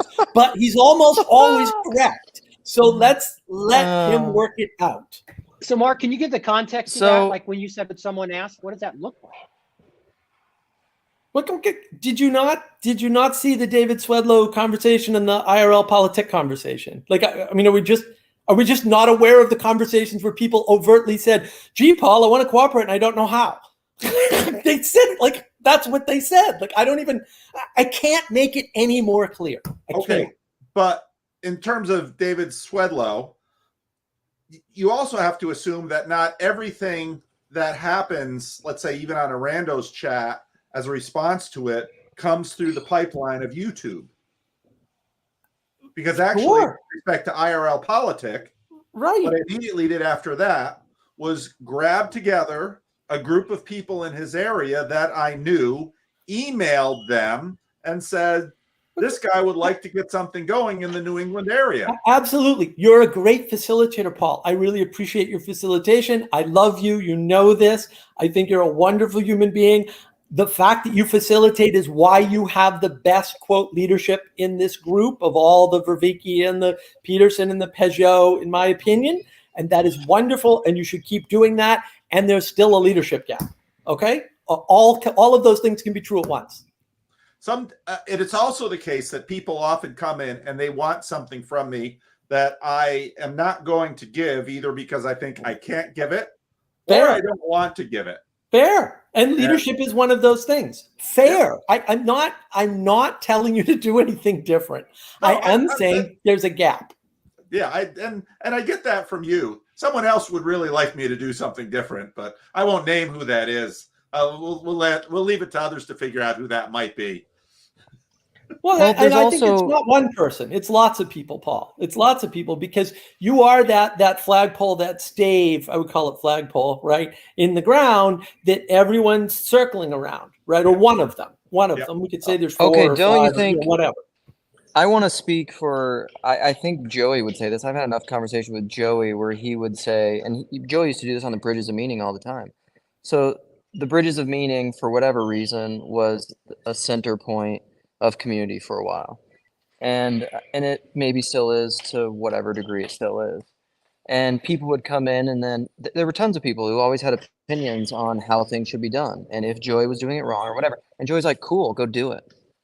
So I mean, that's kind of what I would say in this thing, or to Jacob. So this community is working, this little corner is happening, something's happened around Paul, and it's working. And if you don't like it, go make something better. Get a bunch of followers to follow you into your utopian vision. I agree to some limited extent. I think the problem is that doesn't work. Wow, that was a mic drop. Look, so, did he drop the mic and leave? Did he just land the plane right now? Move out? And because he thinks things are working just fine and we should go somewhere else. Guess what, Luke? We're somewhere else, and you're not here. Did you kick him out? You kicked Luke? He's in the background. He can't speak. Come on, this is my point about gatekeepers. This is my point. Well, you need gatekeepers. About gatekeepers, Paul. This is my point about gatekeepers. That's why I made Mark all big. That's because, look, there is such a thing as elevating voices and muting voices. And this idea of let's all be Protestant, guess what? You're on my channel. What do you mean about Protestant? Like completely egalitarian without any no, like gatekeeping? let's make subgroups of subgroups of subgroups. That's Protestant. Yeah, we're not getting around a flag. Well, and people want that. Well, interestingly, I think yes, I actually think planting the flag and having everybody coalesce around it like sycophants is what makes everybody endlessly schismatic. I think that's actually what causes it. Right, because you don't have a single leader. Instead, you get a single leader in a single structure that can hold everybody. Like, look, if you want to use the stupid religious term, then I'm going to have to pull out the Catholic card and say, yeah, Catholicism does that and it works. And that's wonderful. And I don't think we should try to replicate that here, but you need structure, you need leadership, you need authority, and you need, look, the bottom line is, I guarantee you that if Paul went on his channel, and I'm not asking you to do this, Paul, okay? Because you're gonna disagree anyway, which is fine. And said everybody should go to the Awakening from the Meaning Crisis Discord server who's interested in doing something every day, every morning, and meditate with Mark and Manuel, because they've been doing it for over 2.5 years. They're reliable. They're good guys. I know at least one of them personally. Well, no, you know us both personally. My bad. You know them both personally. I've met them. They're wonderful. Then our meditation room would probably blow up. And we'd have a bunch of people not meditating, but praying instead. Okay. And that's kind of the importance of that level of leadership. Okay. But one of the things that I've noticed over the last 4 years is that people will show up for something. If I were to do that, I'd say, you really want to see Mark and Manuel? Mark will have the dragon behind him, and Manuel will wear his, he'll wear his robe, and every morning you can meditate. And the first day there might be 15, 20 extra people. Yeah. And then the next day a few more, and the next day, and then very quickly that line would go like this. Yep, and possibly to zero. Because what I had done is sort of imagine what the people need and suggest it, and then people try it, and then they sort of lose. Yep. What I would rather do is do a lot of listening to figure out what the people need, and it might even be something they don't even know they need or want. Okay, people, and help them do that. Okay, people. There are people trying to get in to talk into this conversation. So if you are not contributing to the conversation, please consider dropping out. Not you, Mark. You're staying. There is this Protestant thing going on here where people are like, if you don't like it, and that's what Luke said, which made me go, Luke.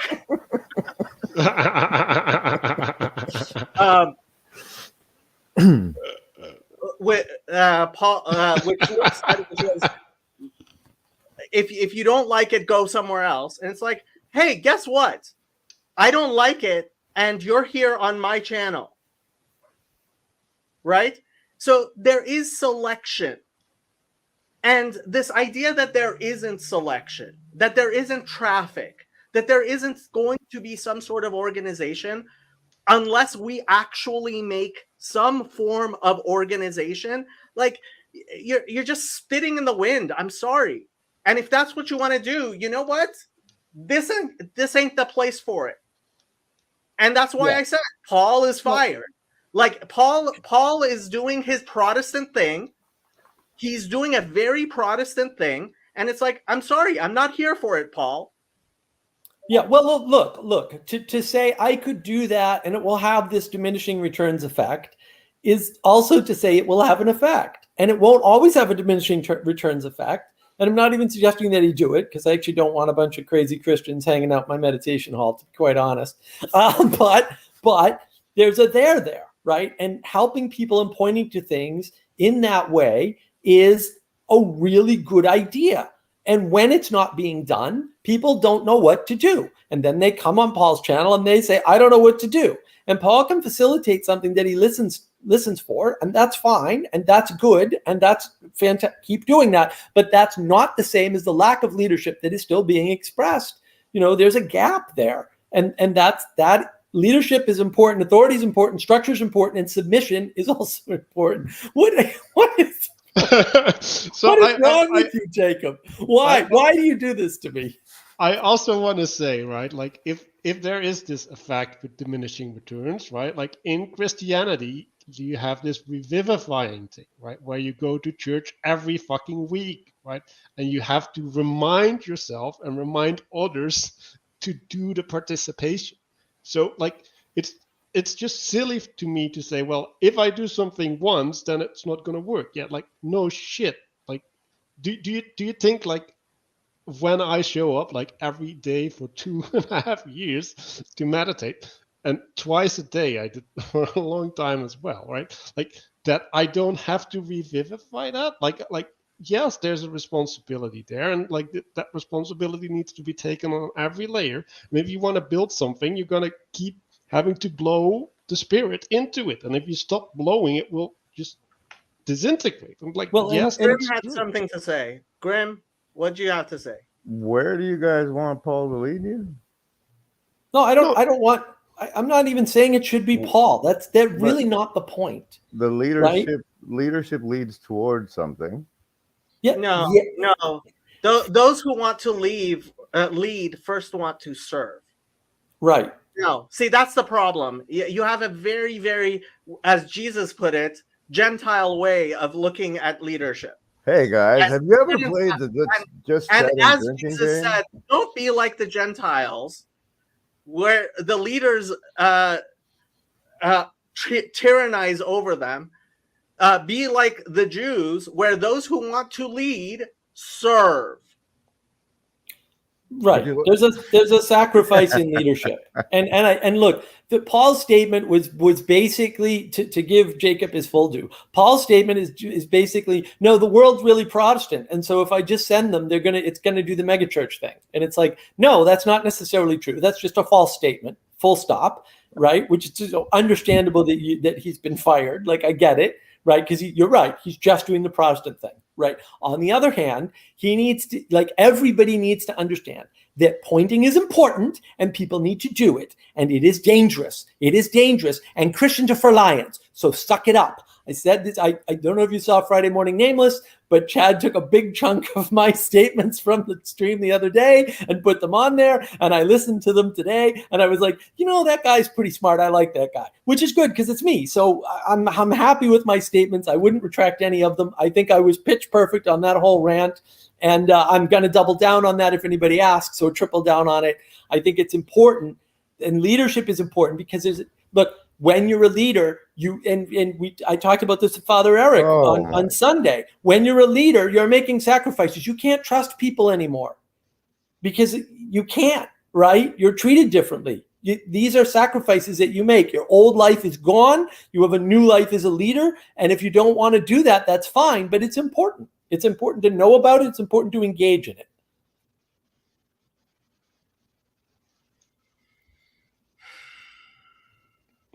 I think we agree, Mark.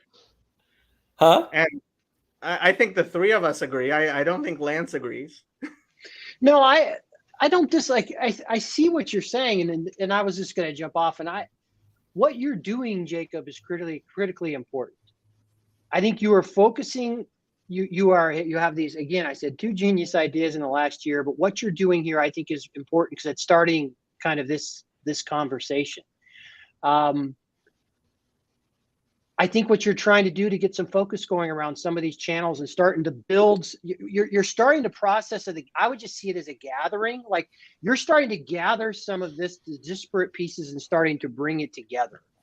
But what I'm not so certain of is of what that structure should be yet. So I think your inclinations are right, but I also hear what Paul's saying too. But I do want you to hear that I love what you've been doing. You're on to something here lately.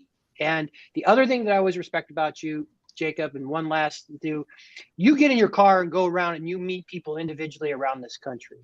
You really care. You put your money where your mouth is. And so that's why I give you a valued voice in this little corner of the internet. And I appreciate what you're doing, and just keep doing this. I love you, Lance. So I agree with everything Lance just said. If I could ask one more question, I'm gonna have to go in a little bit too, because my kids are gonna be done with their thing. I think my general take is that people follow the people that they want to follow, people that are natural authorities, that people can just see. The way that I think about it is it's their bodies, and then all bodies have heads. And that head is either the one that's explicitly named, or sometimes it's not. And sometimes those things coincide, sometimes they don't. And so it's not really like a choice of structuring and Luke, yeah. I have a question for you. Yeah. Why do you pray for your bishop every single mass? Because you're praying for your authority. I mean, I agree, but I think orthodoxy is. I mean, I understand your point, and I'm trying to understand it even more. But I think that within orthodoxy, it's a little different because orthodoxy isn't fundamental. I don't know who said this. I think Rod Dreher said this, and I think he's right. Is that Catholicism is an institution with a way attached, and orthodoxy is a way with an institution attached. So like the institution is not the main thing in orthodoxy, and because orthodoxy's fundamentally non-proselytizing and evangelical, like it's nobody telling this person should be your authority. Like you show up of your own accord. This is the problem. So all the Eastern Orthodox here in the United States think they're Eastern Orthodox, and they're actually just Protestants playing at being Eastern Orthodox. No, I totally agree with that. I agree with that to a large degree because it's the culture. America's a Protestant. Everyone in America's a Protestant. I mean, it's a Protestant country largely. God have mercy on our souls. Yeah, I mean, so I agree with that to a significant extent, and the whole Orthodoxy in America is an interesting conversation that I don't know where that's going either. So I don't understand why anybody who is serious about Eastern Orthodoxy is not actually just going to a Catholic church. I mean, I think, I mean, I would have you flesh that out more, but I think just my knee-jerk impression of what I think you're getting at is valid in a lot of ways. The Patriarch of the West is the Bishop of Rome. Yep. The reason why people in the United States decide to go to a particular Eastern Orthodox church is because they like it more. Guess what? When you live in Russia, you don't get that opportunity. Your Eastern Orthodox church is the patriarch is Kirill. That's his name. Yeah. That is who it is. Right. So this Protestant mixing of, oh, I want some hierarchy, but not too much hierarchy. I want some, no. That's not how it works. How it works is you go to the church, which is next to your house. That's what I did. That's where you stay. Yeah, that's what I did. Right. Well, look. I think Bazzani made a comment earlier that I want to, this mooks and knights are self-organizing bodies, right? And it's very Protestant, and it doesn't. I mean, this is the hell we're living in. Like when John Vervaeke talks about steal the culture, I go, yeah. And the way John Vervaeke describes it, that's what we have. And that's what we're suffering from. We're suffering from a bunch of people in their own little churches, whether it be BLM or the Ortho Bros or or whatever Protestant denomination of the week we've come up with on the Protestant lottery this time, right? Or whatever it is, we've got all of these little organizations that were like, oh, holding this one up this week and this one up the next week. And that's the hell we're living through. It's chaos. It's total chaos, which is why you need the submission to a large enough structure to encompass enough of your life that you don't leave. Yeah. How do you, I guess this is my point. I'll try to get to it faster because I go on all these rabbit trails and then it gets derailed. How would you prescribe, Mark or Jacob or whomever is agreeing for more structure? How would you prescribe that structure manifests, or how do we figure it out? What I am trying to do and what I've tried to do several times, and I've said this many times as I started doing it, and Manuel was actually one of the few people who got involved in those discussions when I first started, is we have a super saturated solution in our culture that is looking for a structure. And what I've been doing is throwing seed crystals out and trying to see what actually gets things crystallizing around it. And it was funny listening to Mark talking about this because he was telling me that, well, I wasn't on, he was just chatting with somebody else. And he was talking about how I should experiment and like I couldn't dictate it. And it's like, do you know, and how many failures? And it's like, do you know how many seeds I have thrown out in the past 5 months at least? Right? And this just chatting is one of those seeds which has actually seems to have crystallized a bit. And look, it's trial and error. And I've been tweaking things. And I actually thought the Post-Platonic on Spotify was a much better theoretical idea. It didn't work. Guess what? On to the next project. Because you're experimenting with reality. And when you believe in God, it's God's way, not my way. Thy will be done, thy kingdom come. Vanderklay is trolling you, but we should scroll something else across the bottom of the screen just to be a little more ecumenical towards our heretic brothers. All right. Well, so Jacob, I think that was a good answer. Thank you for that. I'm gonna go, but I'll try to catch more of this on the flip side. Thanks for letting me back in. I love you, Luke. See you, Luke. So I think there's an element like, so I and Mark have been doing these talks on Clubhouse around community and what is needed for community, right? So like there's a whole catalog of things that you can go through if you want to figure out like what are these things that are important, right? And like in some sense we were in the same space that Paul finds himself in. Is like what do you want to manifest, right? Like, because like that's a legit question. Like, and it's not an easy question, and so where I'm at now, it's like, okay, like you need to have a starting point, right? And you need to have people converge, right? And then when you have people, like you can use those people, like you can to build the next step, right? Like, because like you can't build bigger than, like if you build the house too big, like that doesn't work unless there's people that can actually use the house in a good way. So, but you do need to have a way to commune, right? And like, so one of the aspects that we highlighted a lot was you become part of the community, and being part of the community, right? Like, and we classify it as a wisdom community, right?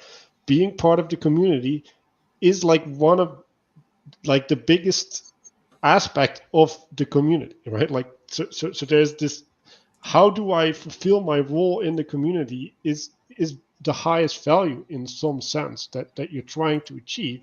And from that basis, from that commitment, right, you can have diversity, because the diversity is a necessary thing, but it's diversity out of unity, not unity out of diversity.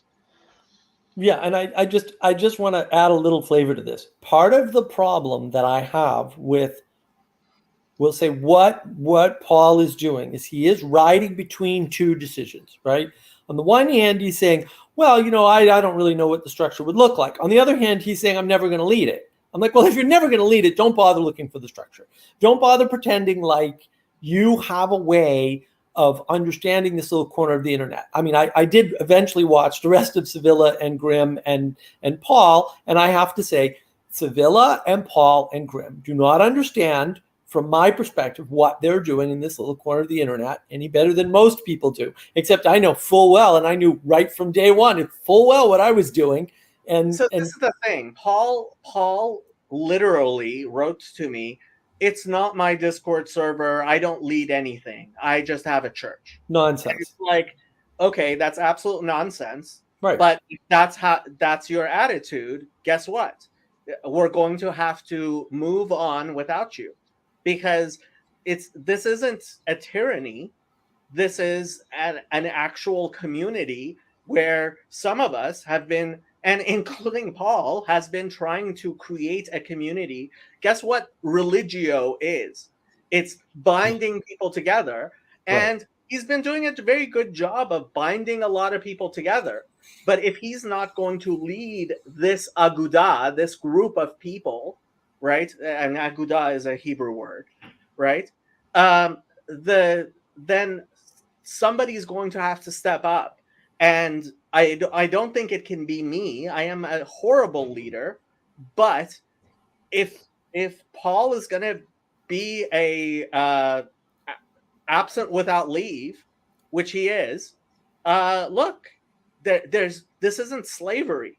This is voluntary servitude. Well, and we need to find voluntary servants. Yeah, and look, he's serving an important role. And yeah, since Joey's been gone, the BOM Discord server has been a mess, right? It hasn't been the same place. It's just not the same place anymore. Sorry. And sometimes it gets slightly resurrected. I'll leave it to you to figure out when. But I do want to address Yellow's question. So from my perspective, you know, the real goal around here is that there's a bunch of people online or online adjacent or YouTube, thinky talky, however you want to classify them. It doesn't matter, right? But they're interested in the phenomena of Jordan Peterson, right? And to some extent, they were similarly interested in the phenomena of Joe Rogan, where all of a sudden this little side project YouTube thing with cat videos and crazy people and lathes and, you know, all kinds of other cool stuff that, you know, some people are interested in, some people are not. There's these lightning rods or these, you know, these staves, right, or flags, right? And now they're relevant, right? Joe Rogan is relevant. He's not cute cat videos, right? He's not comedian Joe Rogan, right? And then along comes Jordan Peterson, and he's relevant to a problem everybody sees us careening towards at high speed, right? And then I made this case in my first conversation with Paul VanderKlay. I still believe that Peterson is a pragmatist. He gives you at least the beginning way out of a meaning crisis for people located, we'll say, in a certain space. It's a clumsy analogy. I get it. I'm not taking your criticism about the analogy. It holds, right? And then he's leading them somewhere. And then Paul is there to kind of catch them, whatever, right, into a faith or into the faith, roughly speaking, into the Christian faith. Fine, fair, great, fantastic. Love all of it. Not criticizing any of that, right? But also, the reason why there's this need for the Consciousness Congress and to find out what we're all thinking and what we all need, as Paul puts it, right, or what we're all yearning for, or however he's phrasing it this week, is basically he wants to replicate Jordan Peterson. Along comes Jordan Peterson and speaks better to the church experience, to faith, to mythology, to the need for the things the church provides than anybody currently in the church. Well, that's kind of a big deal. Like, that's kind of a big deal. He actually does it better than anybody in the church. Wow. And he speaks to the people most in need of that message. The church speaks to the people most already in church and maybe on the edge, right? But there's this whole class, and this is why Vervaeke, not a pragmatist, not practical, right, he gives us a science of meaning. Now we can use Vervaeke's framework to understand what Peterson did. If you want to, I don't suggest most people watch Awakening from the Meaning Crisis. I think it's a waste of time for most people, and it's too hard for most people, quite honestly. You know, it's harder than a college level course. It's 53 hours total. There's 53 videos in the playlist. It's hard. You have to take notes. There's a lot going on. You have to know. You have to have a lot of context, right? And if you just follow Vervaeke, especially the meaning crisis, you'll go astray. But there's a framework there, a science of meaning that helps you to understand what Peterson did and how he did it to some extent, right? And now you can do what he did to some extent, and that is where the power is, in my opinion. And that is what people are up to. They want to replicate the success of Peterson because they understand either they're in the church and they understand the value and the need to get more people there, or they understand there's a problem and it's addressed roughly in this direction, whether it be Peterson or Vervaeke or whatever. They just know there's a big problem out there and the zombies are coming. Literally, they actually are, right? And we need to get a handle on this. And whether it's your project, Jacob, of, we need more Noahides or whatever, or, whatever project it is, I don't even care, right? I want to facilitate all of them. And I think the strength of Vervaeke is that he gives us a way to do that, right? And so all credit goes to John there, despite my numerous criticisms of his work. Okay, Mark, I need to take a break, so I'm going to let you hold court for a while. Jess, I believe you're an admin, so you can add people and take them off. But I'm not logged in on the. Well, how dare you? I just want to say part of Jordan Peterson's message has been hierarchy, has been you have a place in the world, you have something to contribute. And what is really, really important for me is giving people a way in which they can contribute to something bigger and better than themselves. And now you can hold court, and hopefully Jess will be back, and I'll be back in like 10 minutes or so. Okay. Yeah. Right. So I like when we're talking about contribution, right? We're talking about submitting to a hierarchy, right? Because you're contributing in the structure, because else you're not contributing towards something, right? So there's a necessity of being submitted, right? And what you're submitted to is above you, right? And like we were talking about this Protestant ethos, it's like, yeah, like nobody wants to have the thing above them because then they can't do what they want, but then they have to do what is required of them, right? And I think the trick of religion is that the thing that is required of you is the thing that you want. Like that's how it works, right? And you have to conform to that, and you need to have all of these complicated psychotechnologies and this cultural cognitive grammar to understand your place in relation to what is outside of you in order to do that correctly, right? And again, right, like this requires the revivification, right? So there's this practice, this eternal chop wood, carry water aspect to it that you have to fulfill, right? And in other words, that is a big commitment, right? And it is at least a big part of your identity, and the religion says it's just your whole identity, right? And all other identities flow from that identity, which I think it's the correct thing, because that identity, right, not only holds you up as a part of the structure, but holds up the structure that holds you up, right? So there's this relationship between you and the structure. Reciprocal cooperative relationship. And look, I want to add to what Jacob said.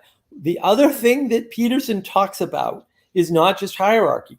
He says structure's important. Order matters. Like order is important, right? So again, we get hierarchy, leadership, authority, and structure as important, according to Peterson, right? It's all in his work. And it may not be as overt as I'm putting it here, but it's all there, right? And then he's revivifying that as a way of acting in the world. Instead of constantly rebelling, right? Or revolting or protesting, right? He's pointing that out. Maybe or what hermeneutics of suspicion. Right. And maybe what he's pointing to at that point is ultimately, there's a Protestant ethos where people are rejecting order and rejecting structure. And, one of the bugaboos I have with Vervaeke's work is, he says opponent processing. He's wrong. It's not opponent processing. That's wrong. Only a Protestant would think of it as opponent processing, right? It's cooperative processing. It is, I'm going to give you more here, right? And submit, right? So that we can get something done. And then it's going to move back the other way. And this is a constant process. Guaranteed. Granted, it's a constant process. Carry water. Right. Well, and that's the thing, right? And this is why we have a marriage crisis, because it's the same sort of thing. I mean, when you take men and women and you make them equal, they're competing. So everyone's like, why all the competition? Why all the tribalism? Because you made everything equal, you muppet. Don't do that, because when you make everything equal, people have no choice but to compete. I think the space of cooperation is the space of quality. It's that vertical component that everybody keeps getting rid of. Science gets rid of the vertical component. This destroys structure. Now we need to revivify structure. We need order back. We need hierarchy back. We need these things back. But in order to get them back, we need to drop the individualism, and submit and say, look, I can be a cog in the bigger wheel or whatever. Yeah, sure you can, but someone's got to lead. And that person has to take a hit. They have to submit, because leadership is hard. Okay. I've done leadership. Totally sucks. I don't like it. I've also done leadership by de facto. Look, when I go into an organization, you know who's the leader in the room? I am always. I don't have to say a word. I just am. Why? Because I drop down these little things that are important to everybody, and they recognize it unconsciously, right? So they don't go bow down to Mark or anything crazy like that. But where I lead or where I point, they go. For whatever reason, I don't want to even classify it. I don't like it. I'm not comfortable with it, right? I also have a problem with leadership. Leadership is dangerous and it's hard because you can't trust people. In the same way you win the lottery, you're not going to believe people calling you up and going, oh, I meant to call you. You didn't, right? You saw that I won the lottery, right? It's the same sort of thing. And it's very hard on people. And I understand why people don't want to do it. And it's not all upside. This postmodern power from above narrative is garbage. It's obviously false. And we shouldn't fall into that trap. We need to revivify hierarchy and structure as the sacred things that they are. They're sacred in that hierarchy, structure, leadership, and authority are the things that allow us to cooperate and make something bigger than ourselves, period. And they require commitment. And they allow us to share in the glory, right? Which is, I think, effectively where we want to end up, right? And if you're like, there's an audience role that you can participate from, right? Like, so you can come and you can be a spectator and you're like, oh, like I put on my video, right? Or you can participate, right? You can become part of the body, right? And you can be that which moves the machine of everybody, and then you can look at the result and you say, well, that I was necessary for that to manifest, right? And then you can take pride in your participation in that. But the problem is that requires you to develop a new way of sense making, right? Like it requires for you to have a new way of being, right? And like this Protestant hermeneutics of suspicion ethos that is there everywhere. It's like, what does it say? Well, I want the thing I want, right? Like, and it's relating to what can the thing provide to me, and that's not what faith is, right? Like faith is you participate in a way that you don't know what you'll receive back, and in the belief of the promise that what you will receive is better than you can provide for yourself, right? And that does two things, right? Like it allows you to relate to potential, right? So there's an opening up for things that you cannot conceive of yet by yourself, but it also allows for the cooperation, right? Like it allows for things to be manifested in something that's outside of yourself, right? Because now you're not relying on yourself, right? You're relying on the communion of different aspects into something that you by definition don't control, even if you're the head. Yeah, and I think again, a lot of the problem is that people are not willing to give up a portion of their individualism, because you can always use the individualist perspective to justify your level of involvement, however low that level of involvement is. And people keep doing that.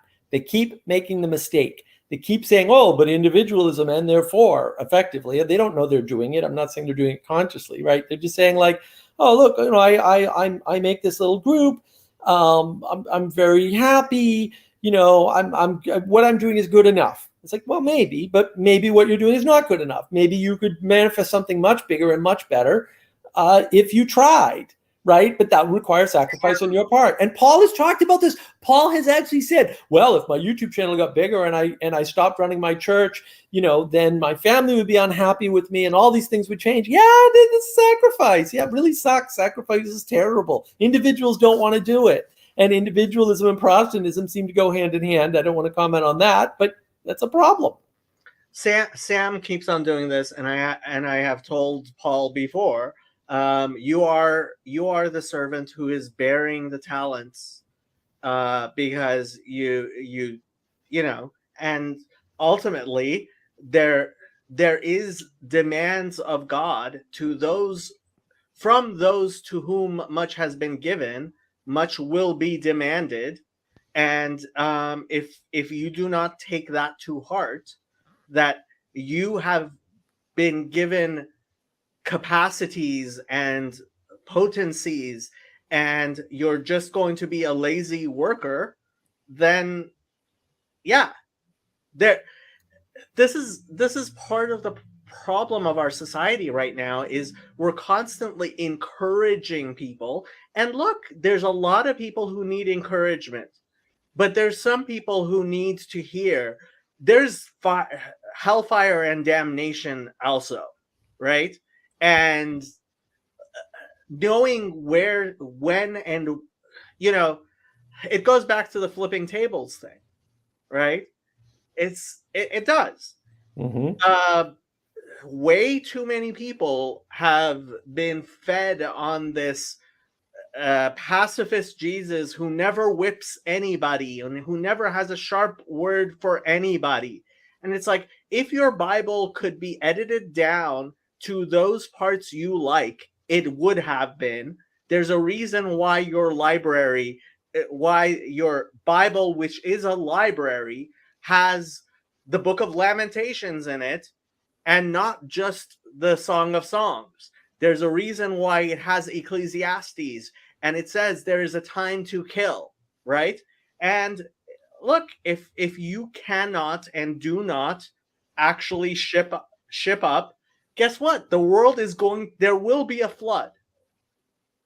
You have to build that ark. There will be a flood. And that's what we're looking at, is it's falling down around us. Yeah. Yeah. And look, you know, what is the meaning crisis? Well, it's really just postmodernism. At the end of the day, it's because postmodernism leads to anti-structuralism. And when you can't have structures anymore, when those structures are broken down, you can't cooperate in something bigger than yourself that gives you meaning outside of your own life. It's that simple in some sense, right? And look, that's an oversimplification and it sucks, Mark, and I hate it. Yep, fair enough. Okay, but it's also not wrong. And that's really important. Our postmodernism, our individualism, our middle out thinking, and if you want any explication on any of that, it's all on my channel, Navigating Patterns, by the way. I got videos on this. If you really want to understand cultural cognitive grammar, that's the project of Navigating Patterns, right? These are the problems that we're running into because we've divided up the world. We don't have structures that we can participate in together to build something outside of ourselves. And that is causing us this meaning crisis stuff.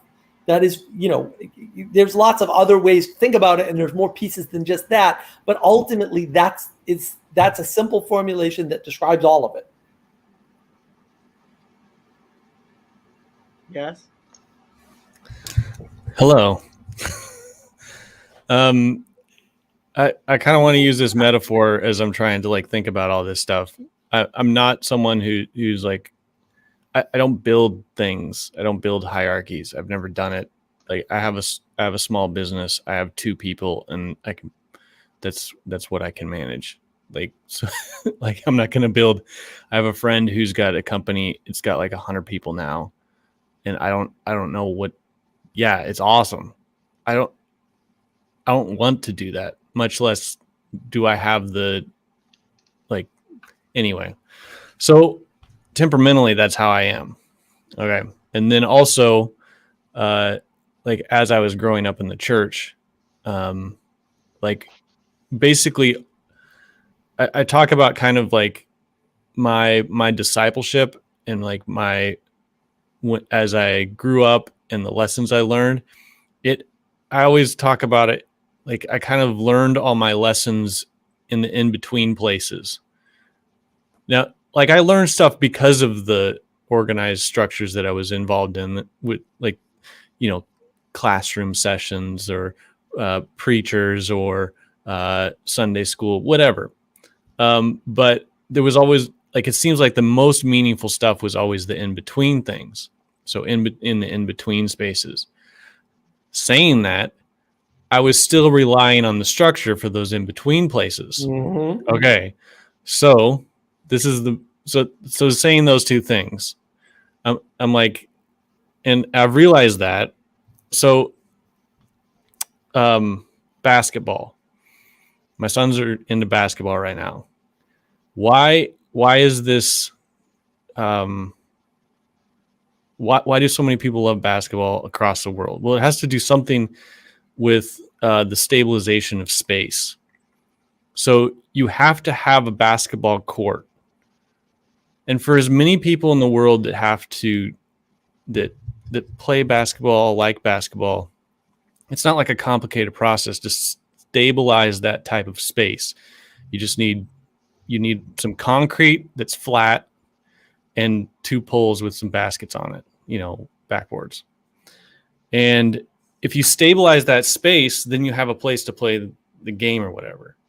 And then there's different types of spaces that like, the longer that space is stabilized and the wider that, then you have more of an opportunity to not only like if I always have a basketball court near my house, there's more of a chance that I'll play basketball. So there's a banner and you can rally to it. And the longer it's there, Right. the more people run into it. And so that's a structure, right? Right. And then it's multi-generational. And so I'm thinking we went to San Francisco. I went to my first NBA game. It was awesome. It's a brand new arena. It's incredible. Like it was an amazing experience. That is the stable space. And it's built for players to go play as well as spectators to go watch. It's a structure. You say stable space. A stable space is a structure. That's what I'm trying to think about it in terms of a stable space because, because we're talking about like what's happening in this corner of the internet and where are the stable spaces, and you're like, well, there isn't one. Well, there is. Okay, what is the stable space for Paul? There isn't one. No, there is. Paul, but also for Paul. That's not wait. the internet. The stable space is him uploading content on a regular basis. Yeah, but the content isn't stable. So the content isn't stable, so it doesn't work. It doesn't matter because it works to the level that it's worked at so far. You don't want too much structure. This is part of what I have discovered in dialing up the structure and dialing down the structure, right? So my Hebrew Bible studies, which will start in a little while, it's 4:20 right now, and it's scheduled for like 6, I believe. It's 2 hours exactly. And we start with a prayer and we end with a prayer. And guess what? We get like 5 people. There are 26 people watching a just chatting stream because God knows what we're going to talk about, right? So too much structure is a problem. It can be a problem, right? The Orthodox Church would disagree because they're getting all the crazy Protestants. Let me continue this a little. Like Jacob, I would say, okay, this is my experience with your channel, Jacob. I got invited to your Discord by you, and I was like, I like Jacob. I've seen him, like we've chatted a couple times on Bridges of Meaning, and so I joined your Discord, and I wasn't even active on your Discord, but you had your notifications set so that when you go live, that gets posted in your Discord, and I get a notification. And so here's the thing: this is what happened to me. And it's similar to what I was talking about with Paul uploading constantly.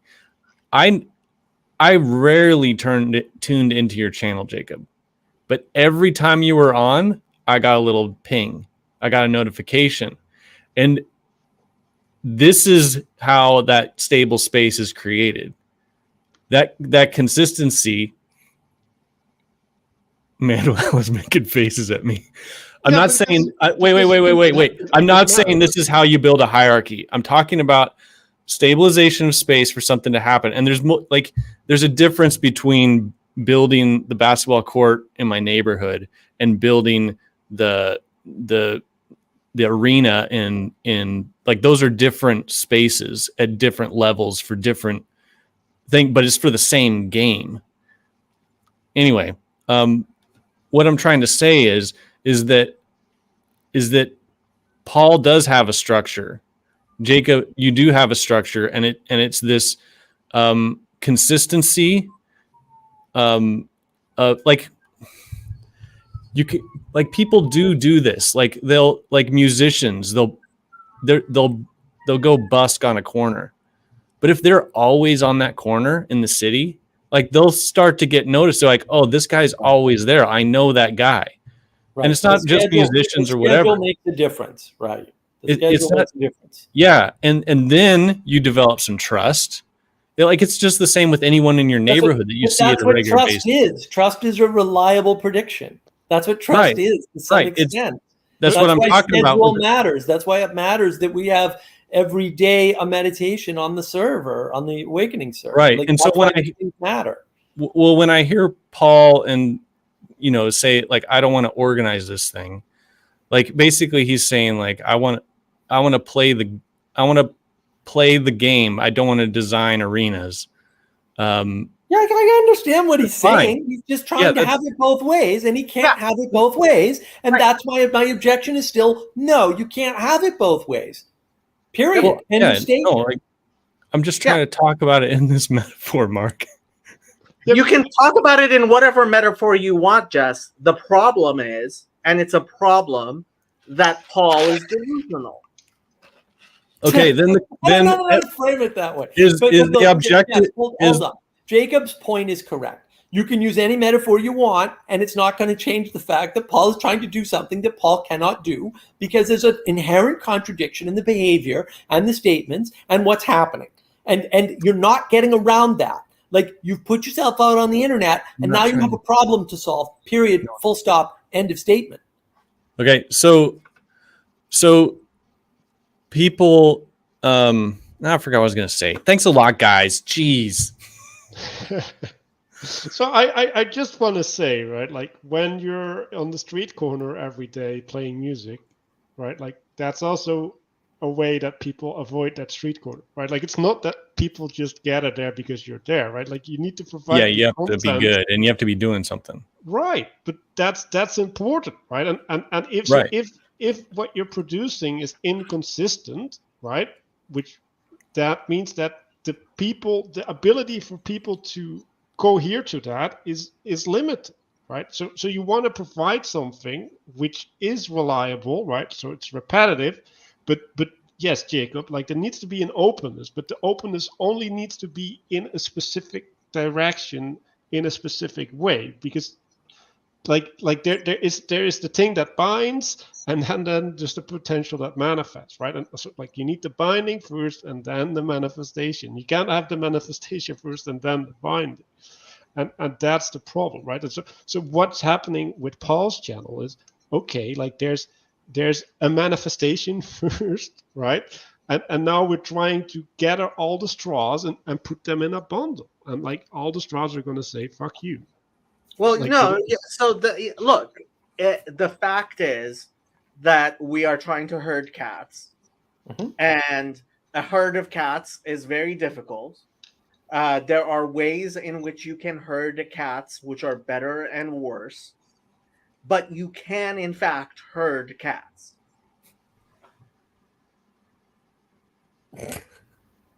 No. I remember what I was going to say. Okay, so I hear people keep saying this, like Paul even said it tonight. He's like, why would we organize when we don't know what we're doing yet? And so it seems to be like there. Okay. So Paul's channel, I would say, has a certain amount of stabilization because of his constant uploads and the consistency to which he uploads and the consistency which he talks to other people. And I'm not talking. What are you making a face for, Mark? He uploads every day. His entire consistency got completely disrupted all summer. Yet he still has a channel. So I don't agree with your point on people can, because he said I'm going to be taking a break for a month and I won't be uploading, and people just said you can make excuses for all the ways in which what you said was wrong, but it's still wrong and it's fine. I'm just pointing out that what you're saying is not accurate. So I understand. He uploaded more consistently than most people. The consistency on which he uploads and the topics on which he uploads. Move on. Stop trying to justify it. It's still going to be wrong. All your justifications are for naught, right? His schedule got disrupted. He doesn't put out the same type of content. He doesn't put it out in the same mix, right? Everything has changed and it's fine. But move on from that, just realizing that your statement's not accurate. Dude, Mark, you're totally right. You're so right. Not about being right. It's not. I didn't make a correctness claim. All I said was your claim is wrong. That's not me. Oh yeah. That's what I meant. I'm so wrong, Mark. I'm sorry. Well, it would be nice if you would admit that you were wrong, but don't I am. like I made a claim. Guys, I'm totally wrong. You are arguing over facts, which Mark does way too much. Okay, I just want to. All right, I have these are just the.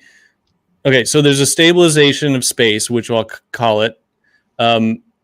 Jacob, I think with this channel, because of how you consistently been on, I receive that little ping, and I know that you're on. Even if I didn't tune in, I was like, oh, Jacob's always here. And then I start seeing stuff, and then I tried to jump on one time, I watch, and then it becomes like a regular thing. And now I'm talking on your channel right now. There's a stabilization of space that you did, Jacob, with your consistency and your, okay. Then there's the Discord. The Discord was another level of another space that was stabilized by like Joey, that he did that. So we have these spaces, and then we're playing this game within it. We're and then everyone's, so we have this space, and then we say, how about we organize, make bigger spaces or more stable spaces, or wait. Let me just finish. I'm almost done. And basically people are just like, we don't know what we're doing yet. We don't know what the game is yet. Okay. Just okay. let me take your analogy. Okay. Mm-hmm. We have a basketball court, and we have people who show up on those basketball courts and play games. What I am trying to do is create a league where people will form teams and come and play, and then you can have multiple games, right? Mm-hmm. And the problem is, all of the people who are playing games are Protestants who have never in their lives actually seen league team games, and they think that the only way you could possibly play basketball is playing pickup. Right. And they're not all playing the same game, right? And that's part of the problem. I mean, the thing, some are playing horse, some are playing right. Exactly. On the same space in some cases, because it's not a good structure. Well, that's what I'm talking about, is like how. But it's fine, Jess. Look, but again, when Paul says, I never said it wasn't fine. But look, when Paul says we don't know what we're doing in the space, right? And so why should we build a structure? But he's talking with Sevilla and Grimm, going, well, I'm still, I'm doing something. Like he's doing something that's well, and now there's a responsibility in doing something that affects a bunch of other people in the world. Like if you want to go off and do it in a corner by yourself in your own house and nobody can see it, that's fine, or only your family can see it, that's also fine, right? I'll build a basketball court in my backyard. Well, and that all of that is fine. But that's not what's happening here. Like what's happening here is fundamentally different because it's not in the backyard. It's not just for the family, and it's not by yourself in a closet. And like, fair enough. Like and it's good. Like I'm not even saying it's bad. But to Jacob's point, there's a bunch of spaces. Joey created a bunch of spaces, and Joey's spaces were good when Joey was there. To my point, right? And now they're not so good, which is weird, right? It's almost like hierarchy and structure matters or something, right? But that's the problem. If people don't want to play, and look, why is Joey no longer there? I don't know. That's an interesting question. Maybe Joey will jump on one of these streams one of these days and enlighten us as to why, maybe other reasons why he's not there, right? Because maybe there were arguments within BOM about how it was being run, and he just got tired of listening to them. Who knows? Yeah. Okay. Look, ultimately, it doesn't matter because for me, it's about getting beyond the individual people. For me, it's about creating something that is intergenerational, from generation to generation. And I have to say, it goes back to the clip I pulled from Yoram Hazony's discussion with Jordan Peterson, where they were talking about, having people form families, have children, form basic structures of society, and then form bigger structures of society, right? And he's like, yeah, this is, the Jewish principle, and he throws in and Christian, and it's like, no, actually, Christian leadership just has not been about forming families, and Baal of Tarsus did tell you that it's perfectly fine for people not to have children, and it's like, no, it's not fine. It's not fine for your leaders to be childless, and that's part of what we're seeing. Is the problem is people who don't have an intergenerational, and it's funny that the Catholic Church actually, has not done this as poorly as you would think a bunch of celibate people would do, partially because of the nepotism, but whatever. But when it comes down to it, if you are going to create something that's generative, right, that's intergenerational, it has to be beyond the individual people. And Right. structure is how you do that, right? Structure and rules, leadership and authority are how you do that. That's the thing that is bigger than you, where you can be a cog in the machine and a servant to the system, because it's all about submission and servitude. Okay, so continuing with my basketball metaphor. All right, basically, let's pretend Paul is Steph Curry, and he's just out playing pickup ball out, and then here comes along Jacob. He's like, you don't understand. You're really good. What we could do is we could form teams. We can do this what? Why is everyone looking at me like? Because that's not what's happening. Like, where are you getting this metaphor from? It's insane. Like, that's not what's happening. There's a crowd of people going to see Steph Curry play pickup. And then they're saying, you know what we want? We want regular games. You know what we want? We want a league. We want a championship. We want these. It's not Jacob who just showed That's up. literally what I was trying to talk about right now, Mark. Why are you it's cutting me not off?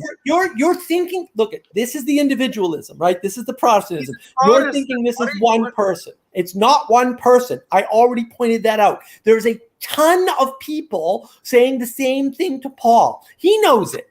It's on his channel. You can just go watch them say this. They're not hiding the ball. It's not a magic secret code. They're very overt about it. Gee, Paul, I want to help you out. I want to lead. I want to be part of something bigger. No, I don't really want the church thing. And, estuary's okay, but maybe it doesn't work for me or whatever else. Or, I really want something more up my alley with my skills because I want to create a lecture circuit, not an estuary. I don't know, right? There could be lots of things. And those are the facilities that those random people, more than one, more than 10, I bet, are asking for.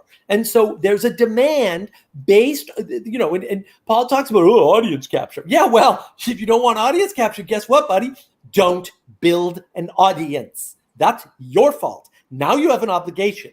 Now you have an obligation. You did that, though. They didn't do that to you. Thank you. And again, this goes back to being a leader who's like, I'm here to go where my flock wants to go. That's my job here. You're the hat, not the tail. There we go. Yeah. Okay, back to what I was talking about. Okay, we still have okay. Mark, I know I didn't say your exact words, but I had in my mind. So like Steph Curry is playing pickup ball. He's gathering crowds. He's doing all this stuff, and there's. Should I just stop? Like, what is? Yes, No, you should. he's meditating. But I want you to understand why you should stop. Okay. The problem here is, as a Protestant, you keep on thinking about individual human beings. And what you need to stop doing is stop thinking about individual human beings, luminaries, stars. And you need to start thinking in terms of teams. There's 5 of you who every Saturday end up playing pickup ball, and the 5 of you want to actually play against other people who have the same cohesion that the 5 of you do because you've been playing ball together, right? Totally different than having a Michael Jordan or any individual star. That's people who practice together, who learn from each other, who form a team. And I don't care how many Kobe Bryants or Jordan Peterson. Michael Jordan Peterson. Michael Jordan, Michael Jordan Peterson. How many stars you have? That one star playing with 4 randos is never ever going to be able to beat 5 even mediocre players who are playing as a team. That's the distributed cognition, right? That's the participatory knowing, right? 5 people participating beats 1 star every time. And this is well known. Well, hold on, Jess. And also, if you know anything about basketball, because this was big in the 90s and 2000s, if you have more than 1 star on your team sucks. Why? Because they can't freaking cooperate, because they're both good. And when you have 2 good people, one has to submit to the other for the team to be good. And they don't like to do that because what made them good was their ego. Fair enough. There's a conflict there for sure.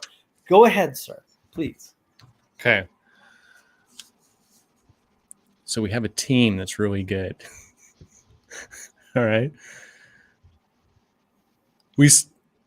So you go to the team and you want to organize this structure so that you're able to do. You want to organize a league. You want all this stuff to happen. You want to maybe build an arena eventually one day. You want to have like all the stuff that comes Not from you, the audience. Yeah.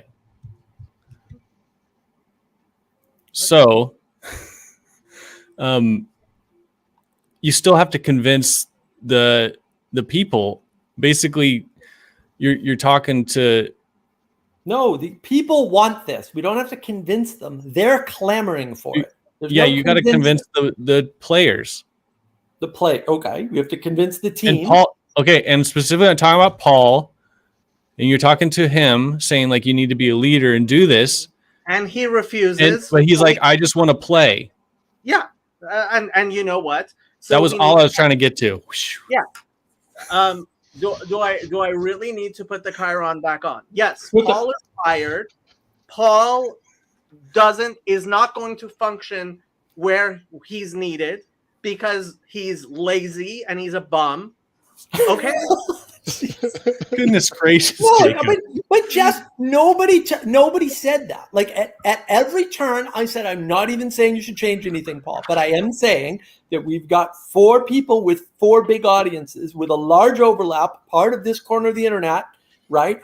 And they have audiences, and all their audiences want leadership. All of them are clamoring for leadership. And so there's a big force of people there that wants to manifest something that lasts in the world. And we've got 4 people that got that audience to exist. Okay. That audience doesn't exist without them. And they don't want to take responsibility for their audience. Okay. That's still true. And I'm not saying they have to take responsibility. Nobody's saying that they have to. Hold on. I'm not sure that the audience doesn't exist without them. I think to some point, these audiences have a cohesion to them that can continue to exist even without them. Oh, absolutely. But I don't think they would have rallied around a flag unless a flag was there. Right. They wouldn't have an identity, and the rallying to the flag has shaped them into something that has a shape. Right. Garth, you have it almost right. No, Paul isn't being offered the world. He's being offered a crucifix, and he refuses to pick it up. Yes. And that's all we're saying is that there's a gap in leadership. And I'm saying there's a contradiction in Paul when he says, well, I don't know, I'm doing this corner of the internet, but I still want to keep exploring. It's like, well, but really, dude, you keep building audience and keeping audience and trying to keep audience, and you keep expanding out without being a leader. And that I have a deep problem with. As much as I love Paul, I have a problem. He wants all the benefits without any of the responsibility. Right. And look, I tried to put him in his place by firing a paintball gun at him. I had him dead to rights. He was in a yellow jacket. 4 shots. The gun jammed all 4 times. I'm not joking. That actually happened. I'm not happy about it. I don't know who did that. I don't know what's going on. But that happened. So, Garth, I would love to have you in this conversation. I'm guessing you're actually at work. There's a reason why you're a very, very young man who on my Discord server has the rank of B'nai Elohim, which nobody of your age does. And generally, I would not give to somebody of your age. You are a very mature young man. And look, you're right. Paul thinks that he's turning down the world. What he's actually turning down is the crucifix. And this comes down to we need other people to help us see the world. And Yes. look, if I cannot force, and I've said this a billion times, I cannot force Paul to do that which he has a capacity to do. You can lead a horse to water, you cannot make him drink. And I realize that, which is why he's been fired, and we have to find somebody else. I've been talking to people who may, in fact, take up that responsibility, but there's a cross on the ground, right? And guess what? The world is not going to save itself. Right. So I gotta correct you there. He's been fired to start a fire within him. Like that's why he's been fired. Well, and, Like, I can and- see through your game. and look, I mean, to some extent, a wise man on the internet once said many, many times that we outsource our sanity. And I wish he would take that more seriously and take some feedback from people who are telling him something very, very important. Not trying to tell him what to do about it. Are you talking about Vervaeke? No, Vanderklay says we outsource our Oh, sanity Vanderklay, all the time, literally all the time, like every third video. Yeah, Yes. I love Vervaeke. I don't think he has the skills to be the leader. No, Vervaeke couldn't be a leader for sure. Right. Well, and he, you know, again, he doesn't want to, but he's another completely irresponsible person who's even worse, right? Oh, I'm going to start the religion that's not a religion, but I'm not going to start it. I'm going to force other people to do the work. And, you know, that's just, someone will take that over and corrupt it for sure. That's what people do. Vervaeke, I mean, I don't have too much criticism of Vervaeke. He's doing a lot of good work, and he's doing the type of work that somebody like him needs to do. It's just Paul is the person who has been a pastor and has all the skills to do the job that we need. He just is lazy. Wow. I don't think he sees it, honestly, Jacob. I don't think he sees it. But yeah, pursuing more about this corner and simultaneously trying to expand it out and duck the leadership cross. And as maybe you Corey, put it, is- you know what? Maybe Corey is right that there are Christians who believe the world has already been saved, and it's part of the nihilism inherent to Christianity, where you look at a world that is obviously fallen and you pretend that it's a saved world. And Christians have been doing this for thousands of years. Well, it's the Sam Harris Christian argument, and don't be a Sam Harris Christian. It's not, the world is not predetermined. Like we co-manifest reality with the Creator. That's what this world is here for, and that means it can go very good or it can go very bad. But we have to participate either way, and if we participate poorly or try to not participate at all, it will go very badly. And I would prefer that we not do that, please. That's still my preference. Zach, you have a very particular skill in leadership. Your meme magic is in fact magic, and we need shaman like you. And I hate calling him Grim. I would call him by his real name because he's an actual human being, but he refuses. But he won't let me dox him. But yeah, I mean, there is a lot of skill in this corner of the internet. There's a lot of people who can do a lot of things. If we can actually get some Holy Spirit to give this body a shape, then hopefully we will actually form something that is able to help save this world. Because I was 100% serious when I made my video on we are looking at a civil war. We are looking at a civil war. So I want to put something else into the conversation. So we had a conversation earlier where Vervaeke was talking to Paul, and he said intelligibility is the counteraction to nihilism. And I figured out, no, intelligibility is that which allows you to trust, right? Like it gives you a sense of security in order to have a basis for action, right?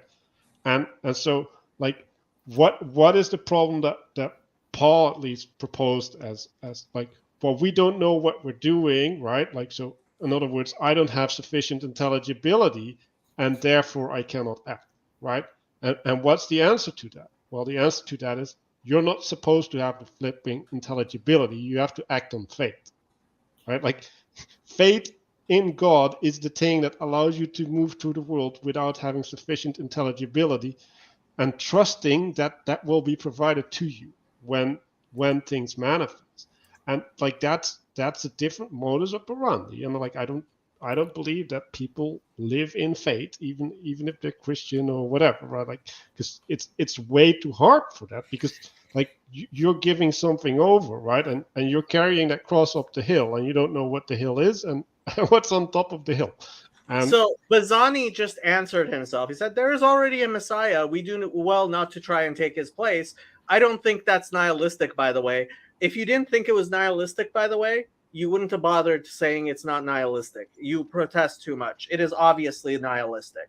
Well, if you don't want, if there is no place for you to do work in this world because Jesus has taken the wheel, then I would say just shut up.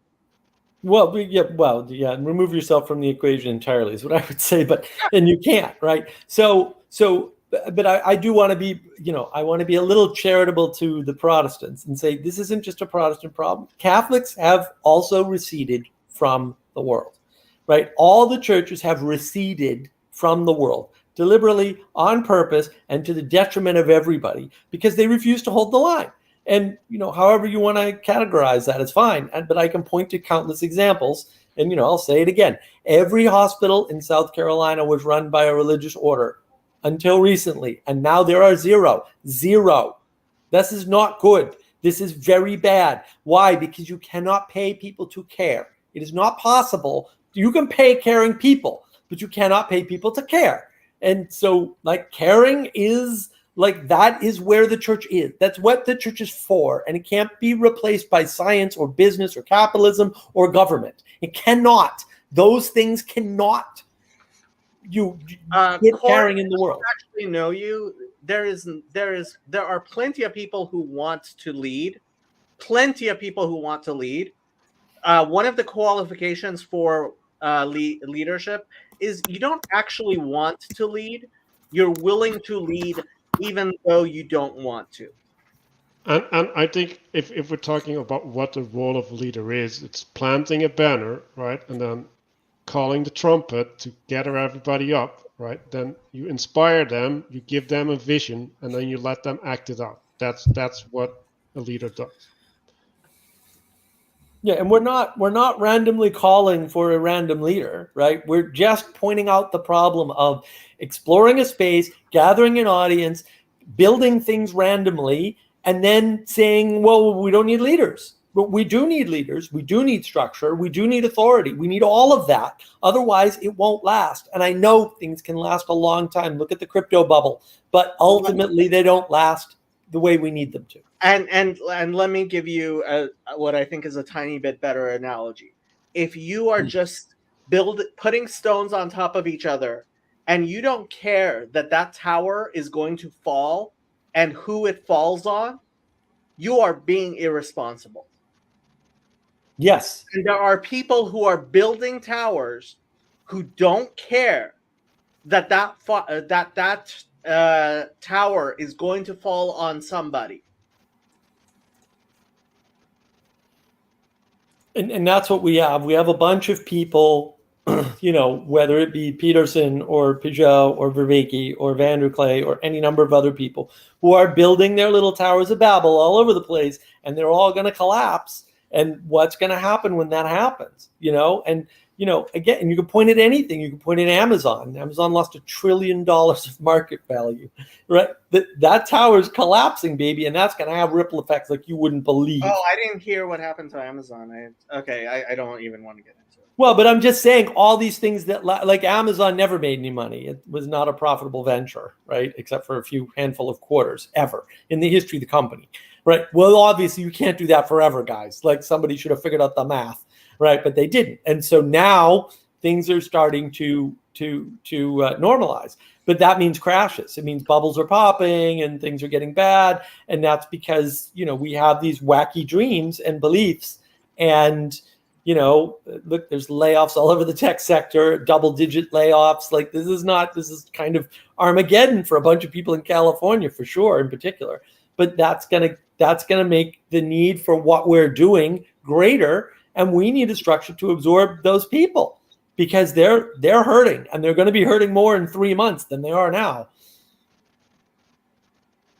I have no clue what's going on, but it surprises me not at all that like the world is falling apart around us, because this is, again, I think ultimately the biggest problems in society always are theological, and we have serious theological problems, and we need to actually start shoring up our theology and shoring up our society around our theology. Yeah, I want to address Stephen. Yeah, almost everybody, dude. I just build things all the time. I don't calculate anything because I'm a pragmatist, and I know calculating is impossible. And right, does not say you don't do any calculation, but you don't plan these things out. And if you read the history of successful business people, they didn't plan this stuff out. Like everybody says, well, I never thought it would be this big, but it happened to get this big. That's what they say. So this idea that we plan first, this rationality first approach to the world is wrong. It's not what happens. Humans don't work that way. Leaving Israel was on fate, right? Or leaving Egypt. Jeez, I was going to say Israel. What? Yeah, I was like, I didn't know if it was your accent and you were saying leading, not leaving. No, leaving. But I was having in my mind, right, like this image of this shepherd, right, like and the shepherd is just walking, right, and then everybody's just gathering behind the shepherd, and he's just walking into the desert, and it's like, dude, where are you going? Yeah, like I haven't figured it out yet. Everybody's with me in the desert. There's always some people who are saying the world is falling apart. The question is, are they correct or not? And anybody who's paying attention will see that, like 20 years ago, 25 years ago, I was telling people who were saying the world is falling apart, you're all Chicken Littles and the sky is not falling. And recently I have been yelling at the top of my voice, the sky is falling. So no, it's not the same as it was. We are in a place we have not been in societally at least since 50 years ago, and possibly 150 years ago. Yeah, and parts of the world are always falling apart. So some of these people have a point. The question is, how bad is it? But I would say when the tech sector collapses at the same time that the crypto scam becomes evident, at the same time that we are trying to recover from, a doubling of suicides and drug addiction over the past 2 years, right? 2 consecutive years of doubling or something, right? I would say, those are pretty good indications. And Vervaeke makes a good case for the meaning crisis accelerating as a result of fake news virus scam or whatever you want to call it, right? Lockdowns and all this other stuff. And that's having an effect on inflation and the economy. Like all these things are coming together at once for a reason, or maybe for several reasons. As a consequence of the war, like that's all also. Yeah, and an unnecessary war that's ridiculous and only going to end in the literal desertification of something that used to be a country and the destruction of all its people because it's a proxy war and it can't be won. This is not good. These are not good signs. Nechama, I honestly, I don't know you well enough to know what context you are saying that in. We'll wake up in the morning and the sun will still be there. Let's put it this way. I am planning on going back to school, and that's a 2-year degree, right? And yes, ultimately, I do have a faith in the Messiah, and I have a faith in God, and yes, ultimately, I have faith. But guess what? People have had faith in really horrible times and never again means something for me.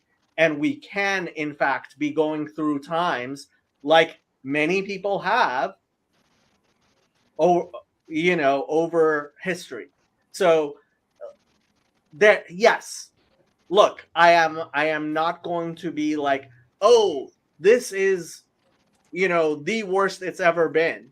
And I am not going to say, but look, the risks, we have to realize, yes, the risks have been dialed up.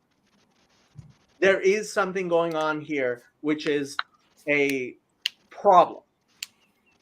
Yeah, and like the tower that we built is significantly higher. Like, let's just call it that way. Yeah, It's very simple, Justice, because Yahoo obviously is not the ineffable name. Everybody agrees with that.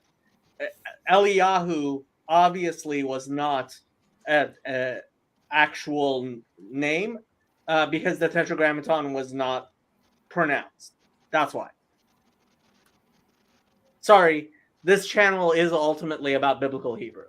No, fair enough. Fair enough. Well, and I think too, the fact that times are changing or the sky is not quite falling or whatever has nothing to do with the fact that there's more people in trouble than ever, and we need to help them. Like, that's it. Like that, I am a goodness. That's the goodness. I really don't care if the result is not the Armageddon you're imagining in your head. I care that there are more people becoming nihilistic, suicidal, getting involved in drug addiction. There's more murders, and they're almost all domestic violence murders, right? These are bad things. And look, the number of anti-Semitic murders has gone up, and I do have to say, in a Christian society, anti-Semitism goes up when people are seeing problems around them. So yes, if you are paying attention to the warning signs, there are in fact warning signs. Our society could be a lot better. And actually, the warning signs, things are actually a lot worse than I think a lot of people recognize. And our sense-making mechanisms, our communal sense-making mechanisms are not making a lot of sense. And things are just going to keep on getting worse until people start recognizing, hey, there's something wrong here.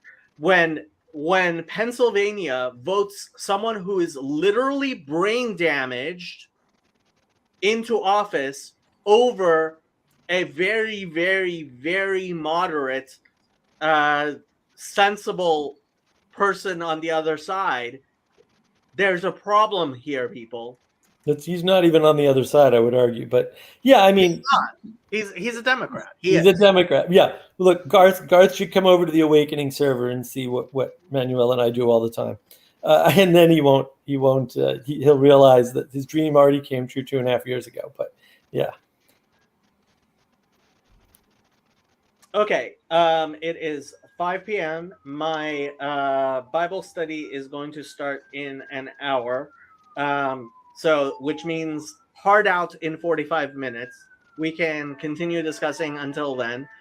You guys are all welcome to my Hebrew Bible study in an hour. But I would love to have 30 people there. But probably it's only going to be like 4 or 5 of us. So yeah, I want to highlight like in how much trouble we are, right? So we're having this conversation, right? Like we're with Paul, like. And we're trying to establish a structure, or at least a cooperation to establish a structure, because like wasn't that concrete even, right?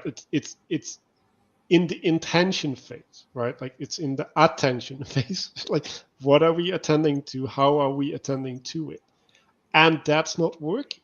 And if that is not worrisome, right? Like if and we had this problem on the Awakening from the mini crisis Discord server, right? Like we try to manifest something, right? We try to implement a structure, right? Not for the manifestation, but that was necessary in order for the manifestation to manifest, and people resisted that. And when you're playing these games and you can't even decide on what game you're playing, that is like a problem. That means that like the only mover that can cohere people is money, effectively, right? And right. Now, like, okay, like, are we gonna say that these postmodern people are correct and that power is the only thing that moves the world, or are we actually believing in something else that moves the world and we're willing to sacrifice for it? Like, that's the question. Well said. Well said. And look, the failures on Awakening from the Meaning Crisis, aside from deliberate saboteurs, right, were failures of leadership, right? And, you know, I know for a fact Vervaeke got complaints about Manuel and I misusing the work and having a separate model. And John's okay with all that. And I know this because John would come on the Q&As and say, I know there's other models out there, but we have to be mindful and it's okay, right? He had to keep saying that. So I know people were complaining, right? But John wouldn't say, no, you should take this seriously. You should, and look, I tried to work with John's team on building something too, right?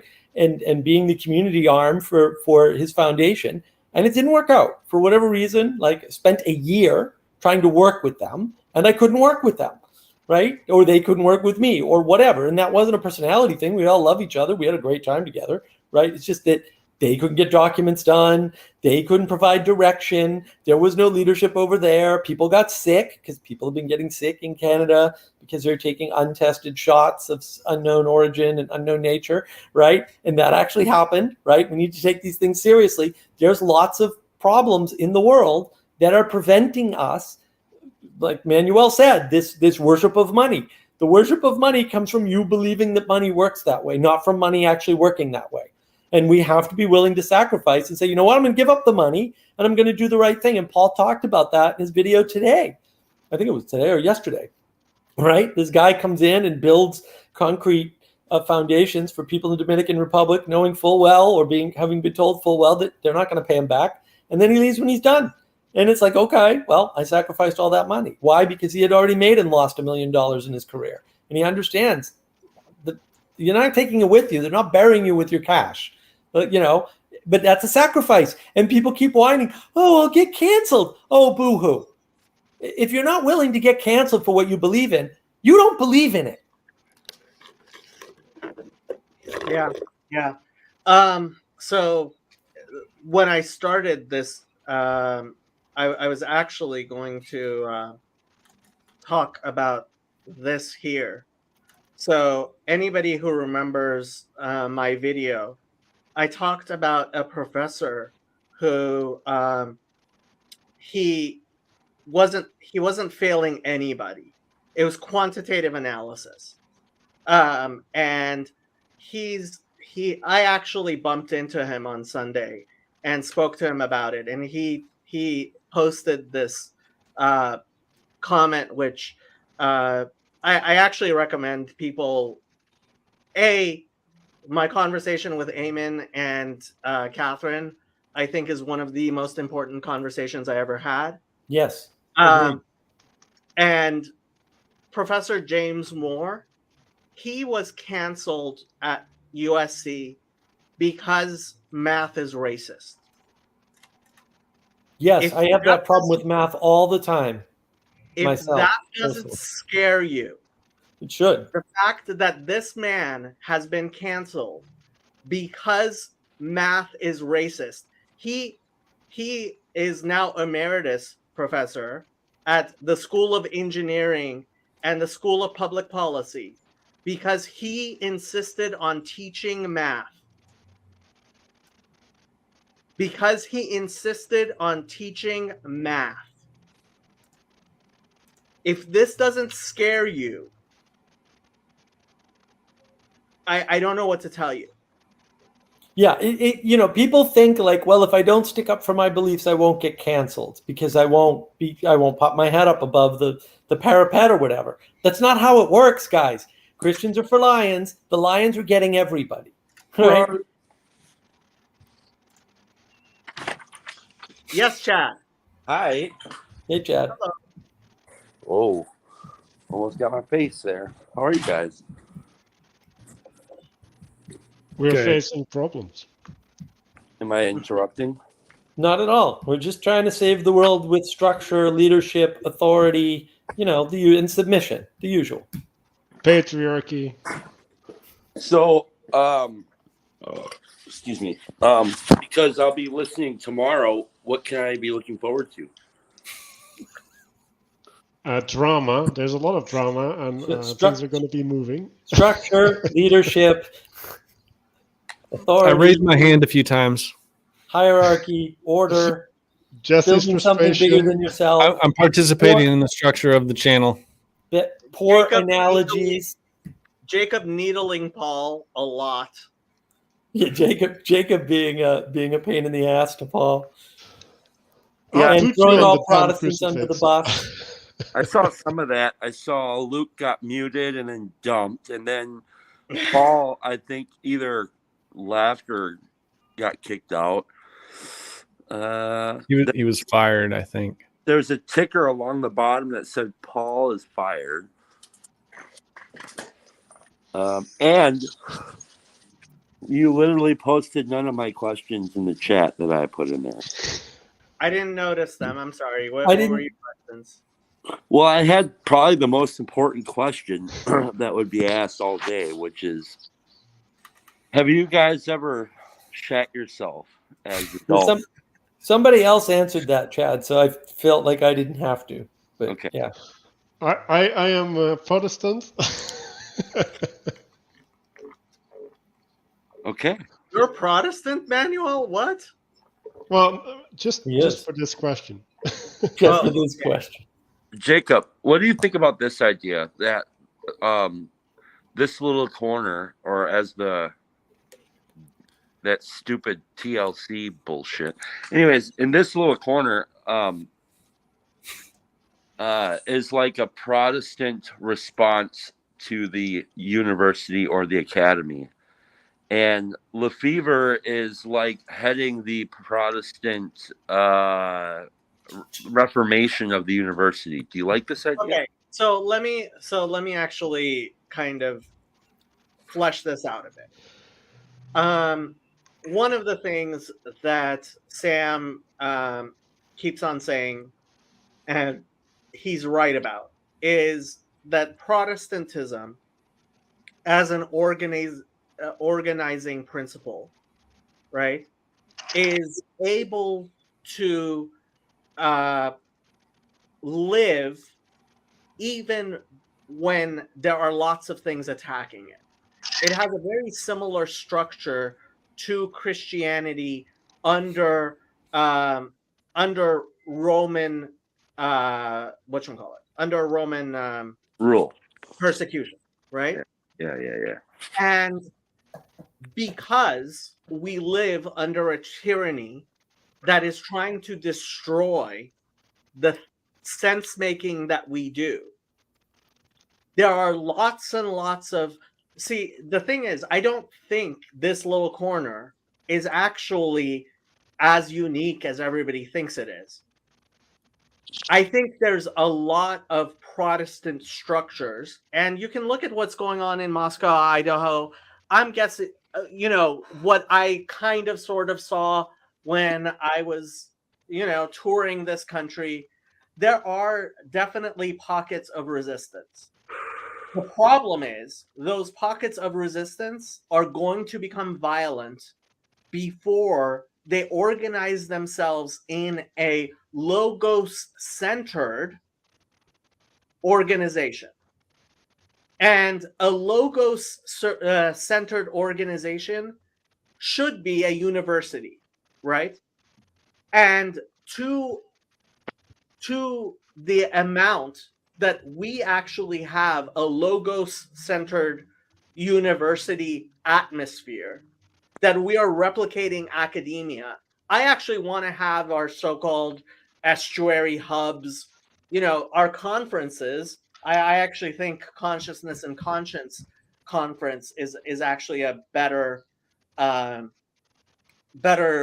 thing, especially because CCC will trigger all the wokerati into saying it's a dog whistle, which is only a benefit. So CCCs should be held on college campuses because we need to, in fact, invade academia. But ultimately, we are never going to get away from these structures which are important in our society, and we have to capture the flag. This idea that we are going to build things, yes, it's possible. I have some hope for Peterson's idea of creating an online university, which is so much cheaper, 4 years for $4,000 for an actual university. Yeah, but why would you do that? We could just go to the Daily Wire Plus. Well, Daily Wire Plus is actually trying to build something, and I'm supportive to the degree that I can be. And look, we need a multi-pronged approach. But ultimately, if we are going to build what I've been calling confessing church, and the confessing church was a real thing that existed during Weimar Germany and into Nazi rule in Germany, the confessing church under Karl Barth and Bonhoeffer, Dietrich Bonhoeffer, right? We can create something similar to that, and that's what I'm hoping to help create. And if we're going to call it Lefebvre University, yay.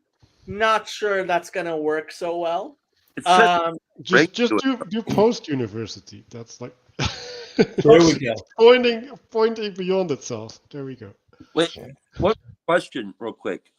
Did you see that Doug Wilson video where he's sitting there in a chair and he lights up a cigar and the thing? Good. It was good. Yeah. Could you imagine if that was PVK in that video? No. Well, I can imagine it. No, because Paul would never light up a cigar. He doesn't have to, because I have editing tools and it's going to be great. Go for it. Go for it. Look, Chad, I watched your video today. It was fantastic. I think more clips like that, especially clips that I can listen to myself and go, I agree with everything I just said. I feel much smarter now. I think that, because you're doing what Grim keeps talking about and won't do, right? Which is highlighting the important clips that people need to hear. So I appreciate that. And, whether it's me or, occasionally Jacob says something that's clippable, I suppose. It doesn't matter, right? But clips, because I believe in Grim's idea, but you're actually implementing it. And I think that goes unnoticed, but shouldn't. Like, you're doing that work, and I appreciate it, and I want you to continue to do it, and I want to encourage you. Well, I appreciate Chad's channel is Friday Morning Nameless. Yeah, I mean, General Griswold Gaius Grim has been giving me props about that for the last year because it's pretty much all I've been doing. All my videos, it's all they are. Is just like clips like that. But yeah, I mean, you guys, the conversation that you guys had around the construction of that church, I used that clip in one of my other videos. I don't know if you saw that or not, but I thought, honestly, to be quite honest, I thought, I often think what you say is absurd, and I cringe every time I hear, Christians are for lions. But I mean, there's just maybe a couple grains of sand of truth in what you say there. I mean, that's why I posted what I posted, because it's not like what you say, but how you say it, and then it's like, but I mean, I'm always pushing back on you on that sort of stuff. So, but I'm fine with the chat. And that's what I like about this.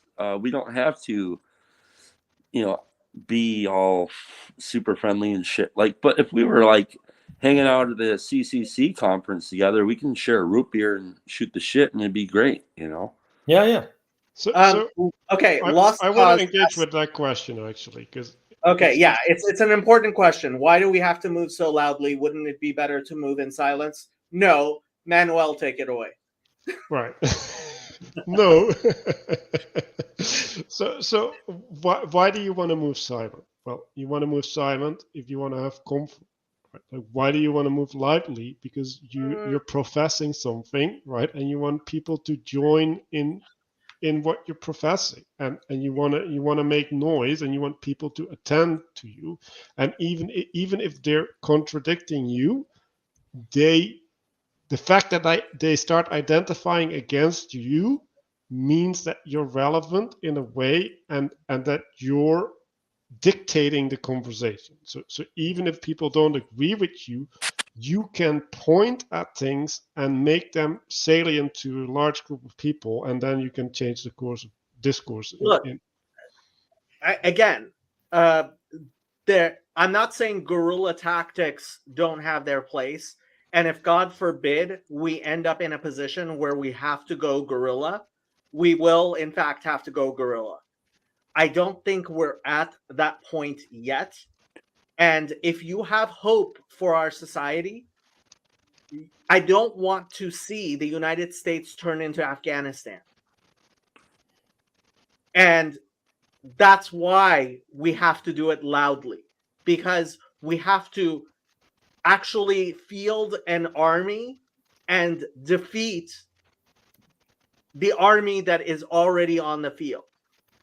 And if you're going to let them lay waste to the entire landscape, and then you're going to try to do guerrilla tactics, look, I'm not saying that's not where we might end up being, but you are already ceding the territory you think you have lost. Well, and more importantly, look, why would you go silently? What do you think is going to happen if you silently do something? You know what's going to happen? You and the people you're silently doing it with are going to do it. The problem is we need more people being wise, right? Like John Vervaeke says, we don't need more wise people necessarily, but we don't need to try to make everybody wiser, but we do need more people exemplifying wisdom in the world. And that's a different thing. But exemplifying means that you're loud and you're out there and people see you. Because if you're not being a light unto the world, I don't know what Bible you're reading. Right? That's just like first. I didn't read the damn thing, but I know that's in there somewhere, right? And that's important. Like these things are important. And look, I mean, I don't want to build a church. I don't even want to build a university, right? There's lots of structures that aren't the church, that aren't the university, that are also required for society. And those are the things that are breaking down along with the church. And so I don't think it's a coincidence that the government's breaking down, that the church is breaking down, that the monetary system is breaking down, that virtues and values, like these all seem to have a through line to me. Now I might be nuts, but I don't think so. I'm seeing a through line here. And what is it that those things have in common?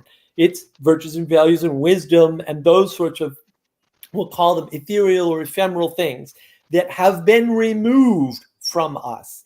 And we can and have to lifelong engage in the practices that make us, aware of wisdom, if not more wise, because maybe we can't get any more wise, fair enough, but aware of wisdom and aware of the value of understanding and upholding values and virtues, because there is a value in that. And it's non-monetary. Otherwise, you slip into what Manuel was talking about earlier, which is that monetary part. And that's no good. So if you think you've lost, you've lost. So don't think you've lost. And then secondly, if you think that people don't like loud people, it's like, no, like people liked Peterson, right? Like people also dislike Peterson. Like people liked Hitler, right? Like there's a reason that so many people followed Hitler, and it was because he was loud, not despite him being loud. So like the loudness is only a negative if you're not manifesting something of value, right? If you're loud and you're manifesting something of value, like you're going to get followers. Well, you want to answer this? On the upside, I just feel really blessed because my wife has been a lifelong card-carrying member of the NRA. And with that, I pass. Did Jesus lose? Jesus was not silent. Yeah, he wasn't. He flipped the tables over. Why do you ignore the inconvenient parts of the Bible? What is going on with you people? This is like, the wake fun up. Like Christians constantly tell me Isaiah 53 is about Jesus. And my question to them is, how was he silent? Because Jesus was anything but silent. Sermon on the Mount. Yeah, he's really hiding. He's in the cave preaching to 5 other people. Yeah, that's what he's doing. Sermon on the Mount. Like, what is why? Why do I have to point this out? This is just false. There are plenty of people who don't like nice people, and I'm a perfect example, as is Mark. We're not nice people. We Not don't at even all. like each other. We don't even like other people.